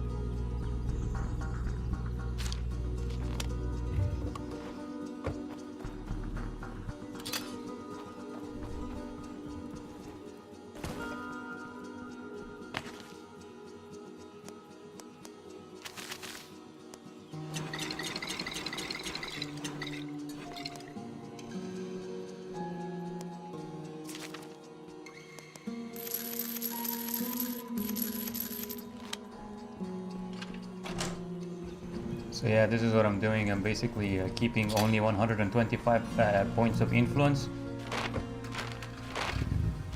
because I know that's how much it costs to sort out the RV.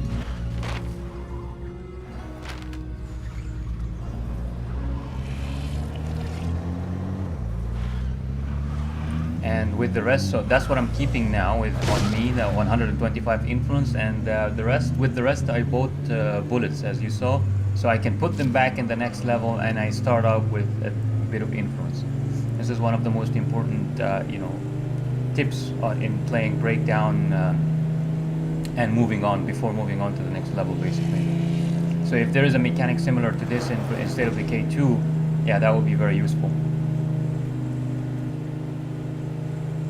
And never go beyond your fame. So your fame is like the cap for your influence points. If your influence points are above the fame, then always buy something with those extra influence points, whether it's a weapon, bullets, weapon, bullets, whatever it is, just buy something, because it keeps it will keep getting depleted, or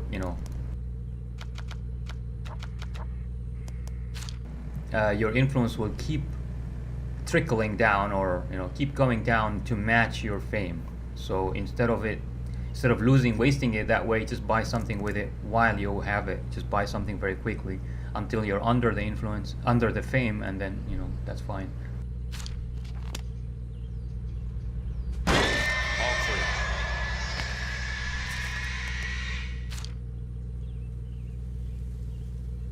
I'll probably be 25 influence, but I will move ahead anyway, because switching, this is also another one of those problems in the game. One of the really annoying things in the game is that if I switch, this is what I noticed. And speed running, by the way, speed running allowed me to catch these mechanics, understand how it goes. Basically, if I switch back to whoever, Ray Santos or anyone, I'll be back at the base, yeah? And then I can switch back to, one more time to Kelly, and Kelly will be at the base too. But the problem is that once I switch back to Kelly, Ray will be gone. He will be missing, because the game will pretend that Ray Santos had to go loot something, had to go, on a I don't know, scavenging run. Or the opposite can happen. I can switch to Ray Santos, and then I try to switch back to Kelly, or I try to put Kelly in the RV, and lo and behold, Kelly is actually busy because he had to go on some sort of scavenging run that only happened, before we are ready to leave. That sort of. So the game does have really annoying things like that. So yes, I do have 25 influence, but I will move forward. I won't switch, because switching triggers the missing mechanic, or the where we haven't checked in a while, where are you mechanic, where I have to go and babysit someone, and go and talk to someone.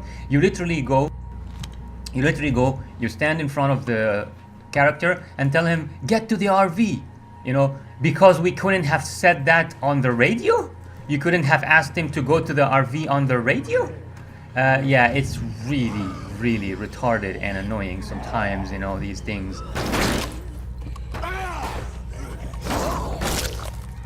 Yeah, I don't really like the way they design some of the things in the game, but is what it is, I guess.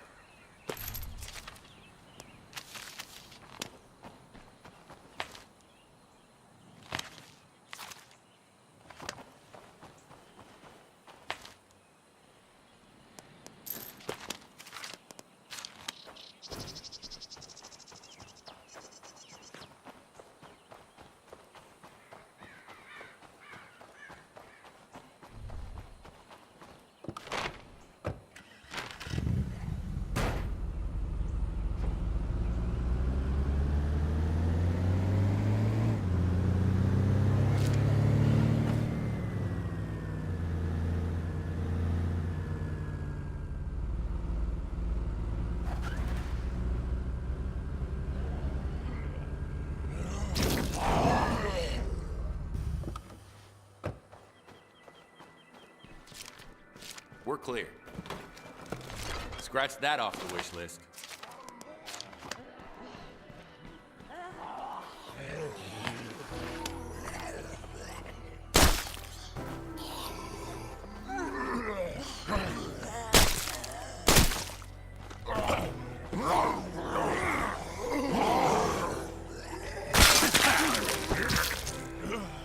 I need a rest. So fucking stupid. So fucking annoying, these bugs, man. Fucking headless zombie bug.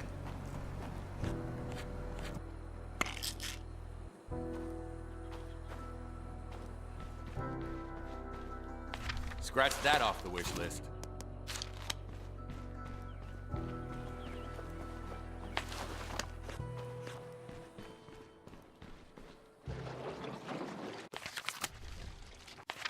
And I don't think there is a way. I don't remember a way to quickly switch. Yeah, there is no. The numbers are taken for stupid emotes. Instead of using the number to switch to, for example, Molotov quickly and be able to throw it, they use the numbers for retarded emotes. Well, I mean, one of them is good. Cheering allows you to gain the trust of survivors quickly.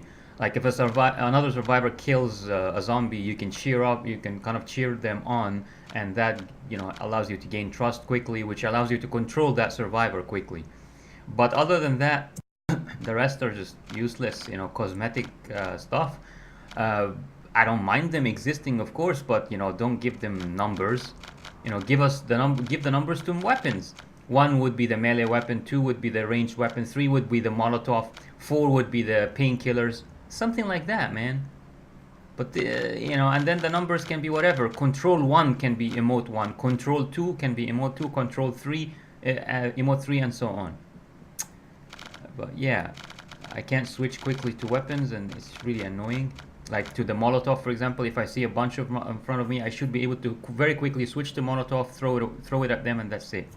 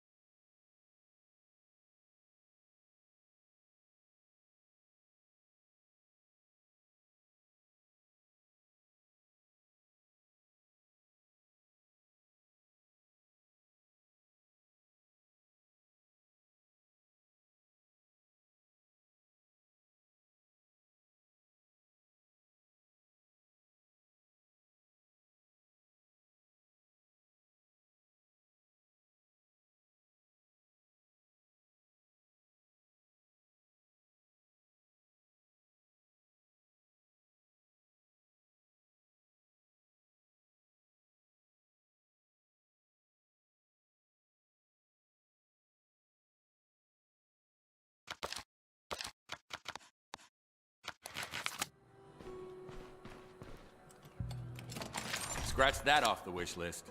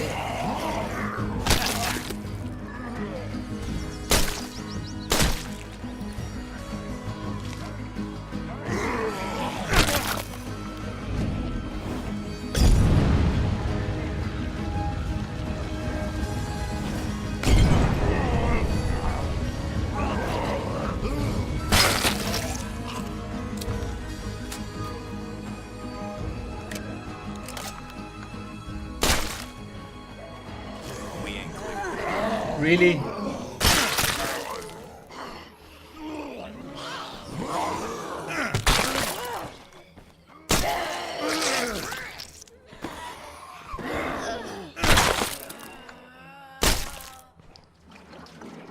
Scratch that off the wish list.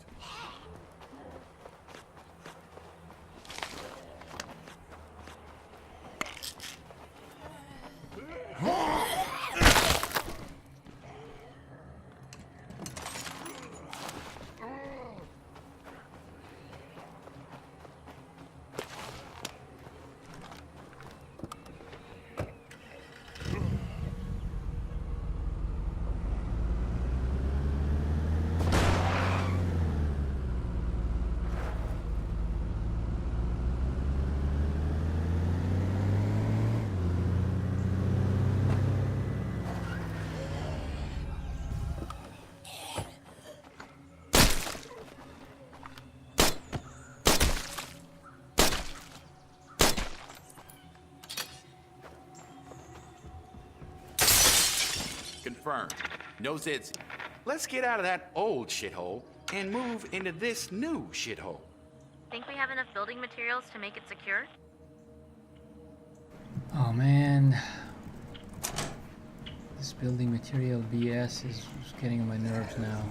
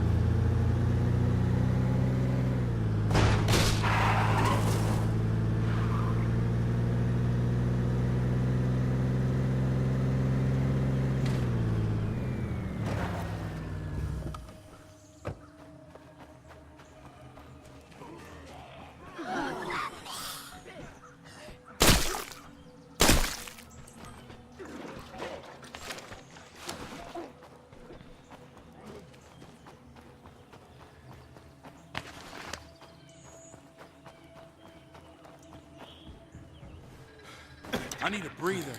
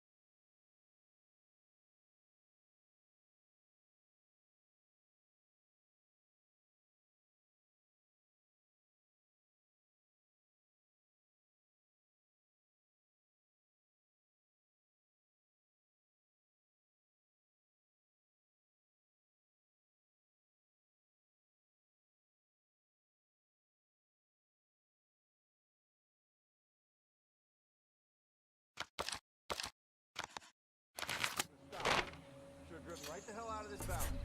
Headed for the city.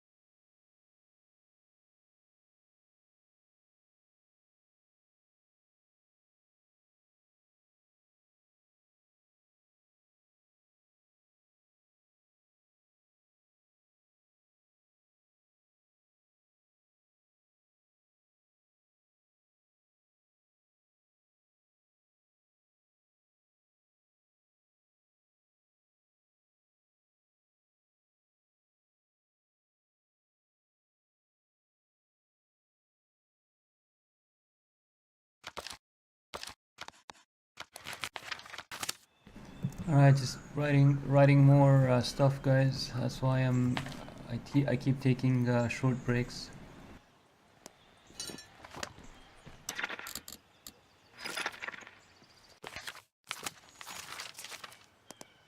But hopefully, at some point, yeah, I'll just be done with it. I already have quite a huge and detailed list of points of feedback, which I'm dreaming will be applied to State of Decay 2.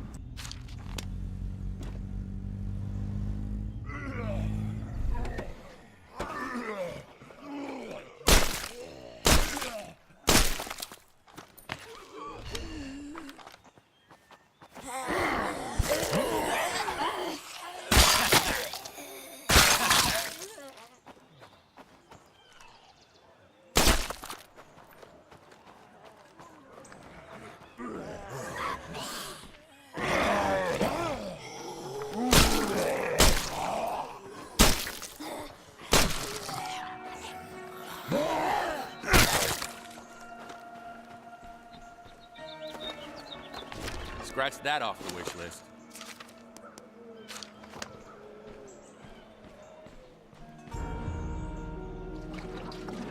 Scratch that off the wish list.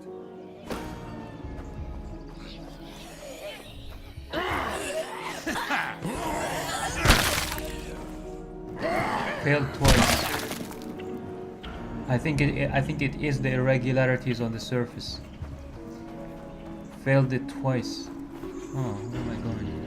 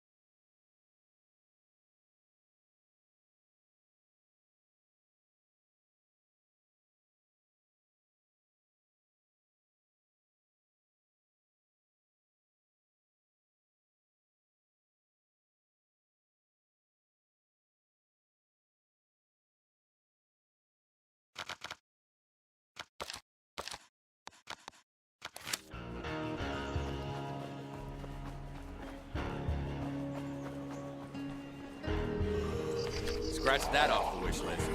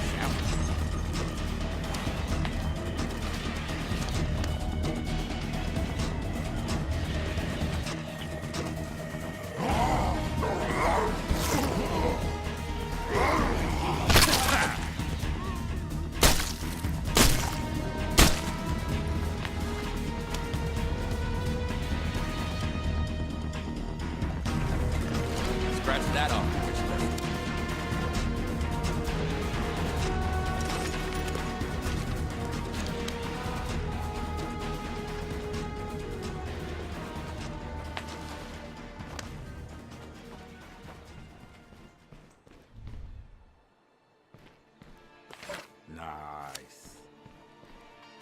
Scratch that off the wish list.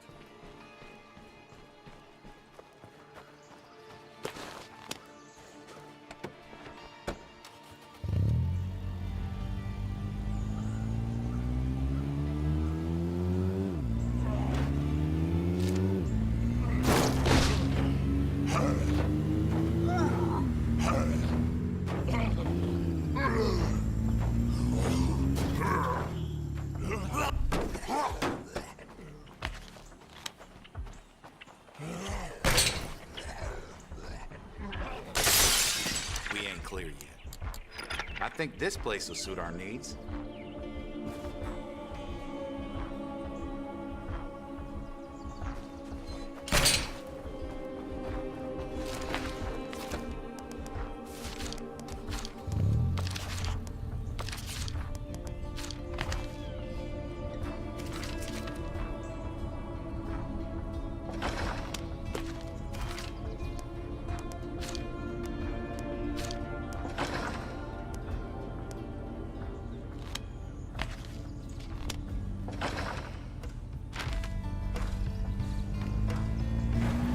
Nice and easy. I love it.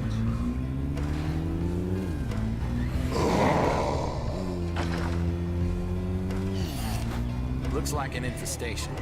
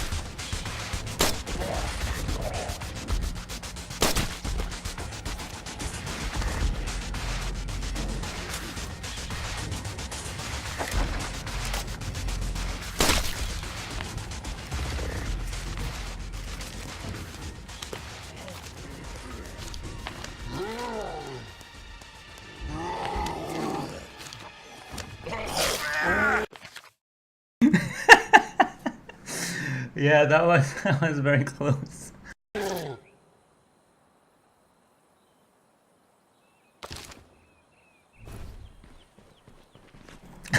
And he's still hurt from that bite.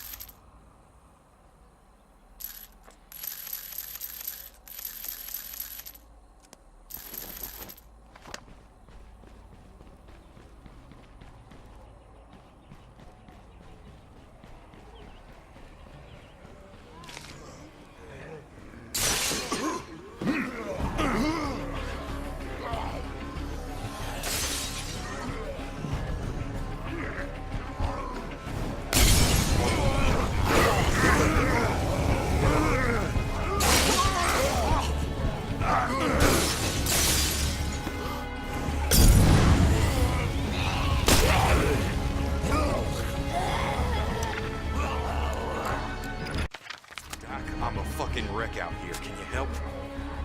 Just do exactly what I say. You'll be fine. Gotta cut that part out. Be a baby about it. Just tonight.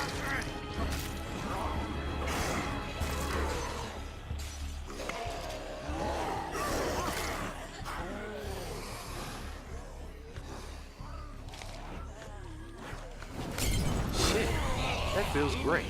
Thanks, Doc. Well, I should hope so.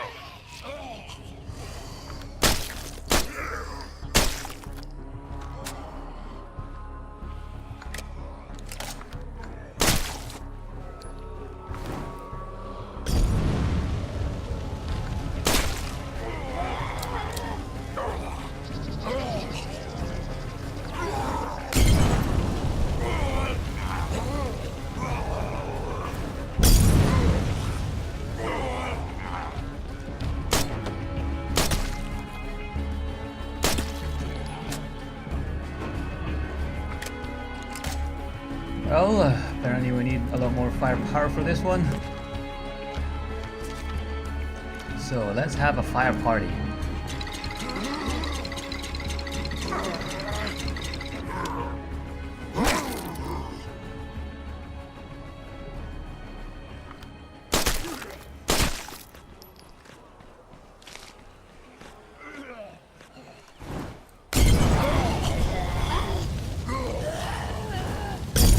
Right at the petrol station. Yep, that's how we roll.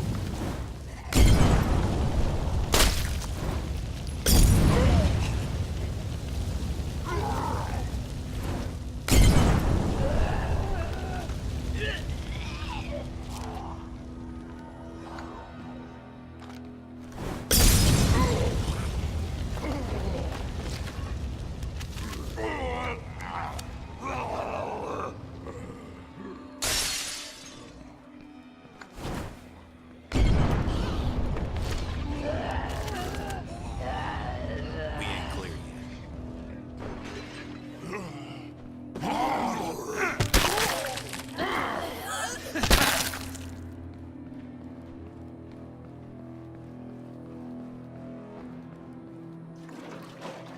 Scratch that off the wish list.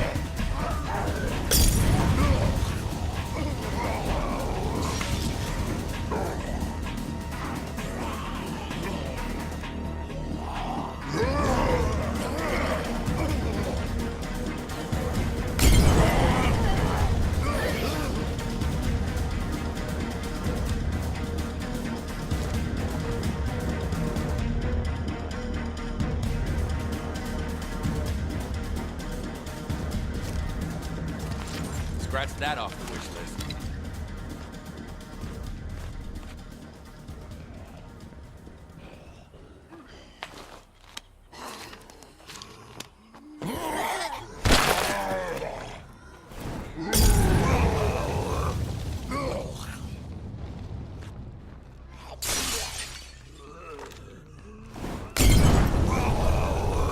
Scratch that off the wish list.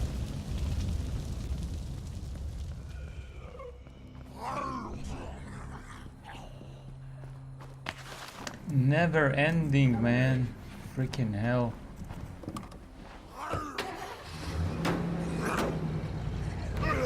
It's the never ending, meaningless spawn of zombies that come from nowhere, basically.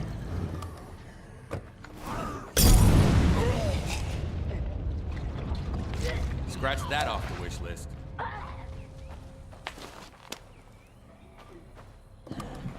Spawned, you know, spawned just for you. Spawned and delivered just for you. Out of thin air.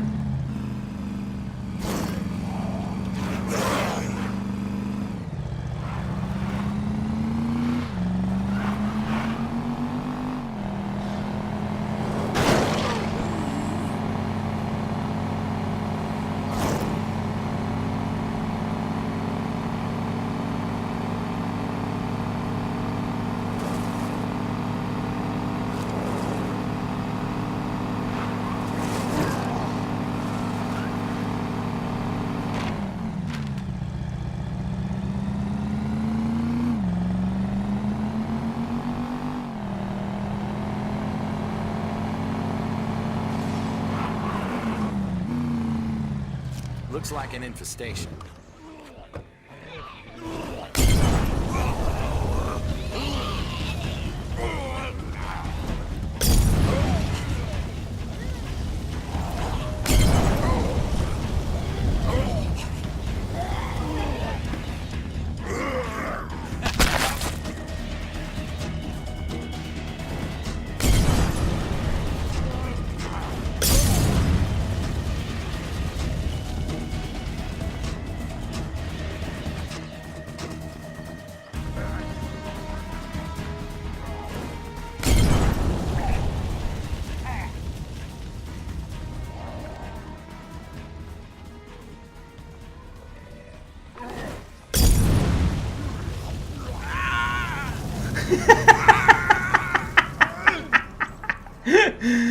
Oh my god, it never gets old.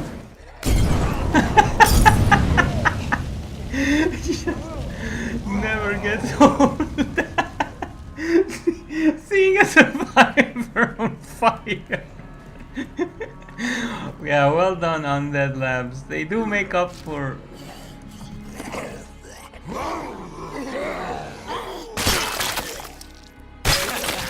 Yeah, they kind of make up for, you know, the fuck-ups, basically.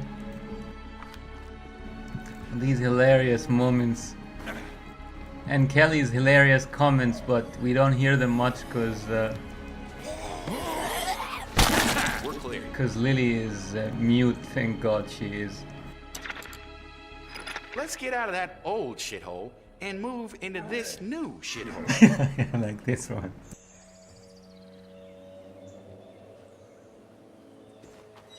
This place looks nice.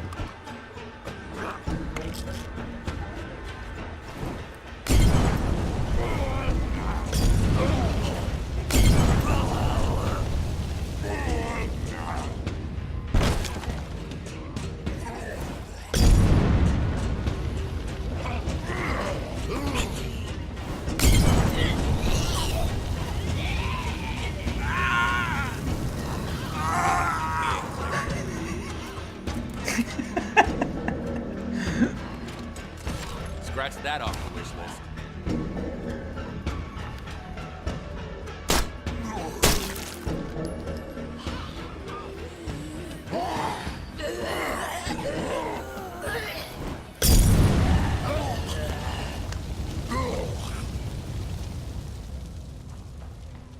Confirm. No Zeds here.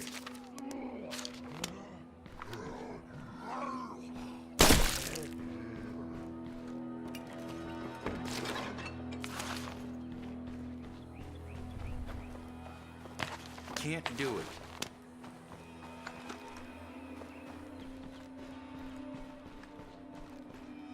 Scratch that off the wish list.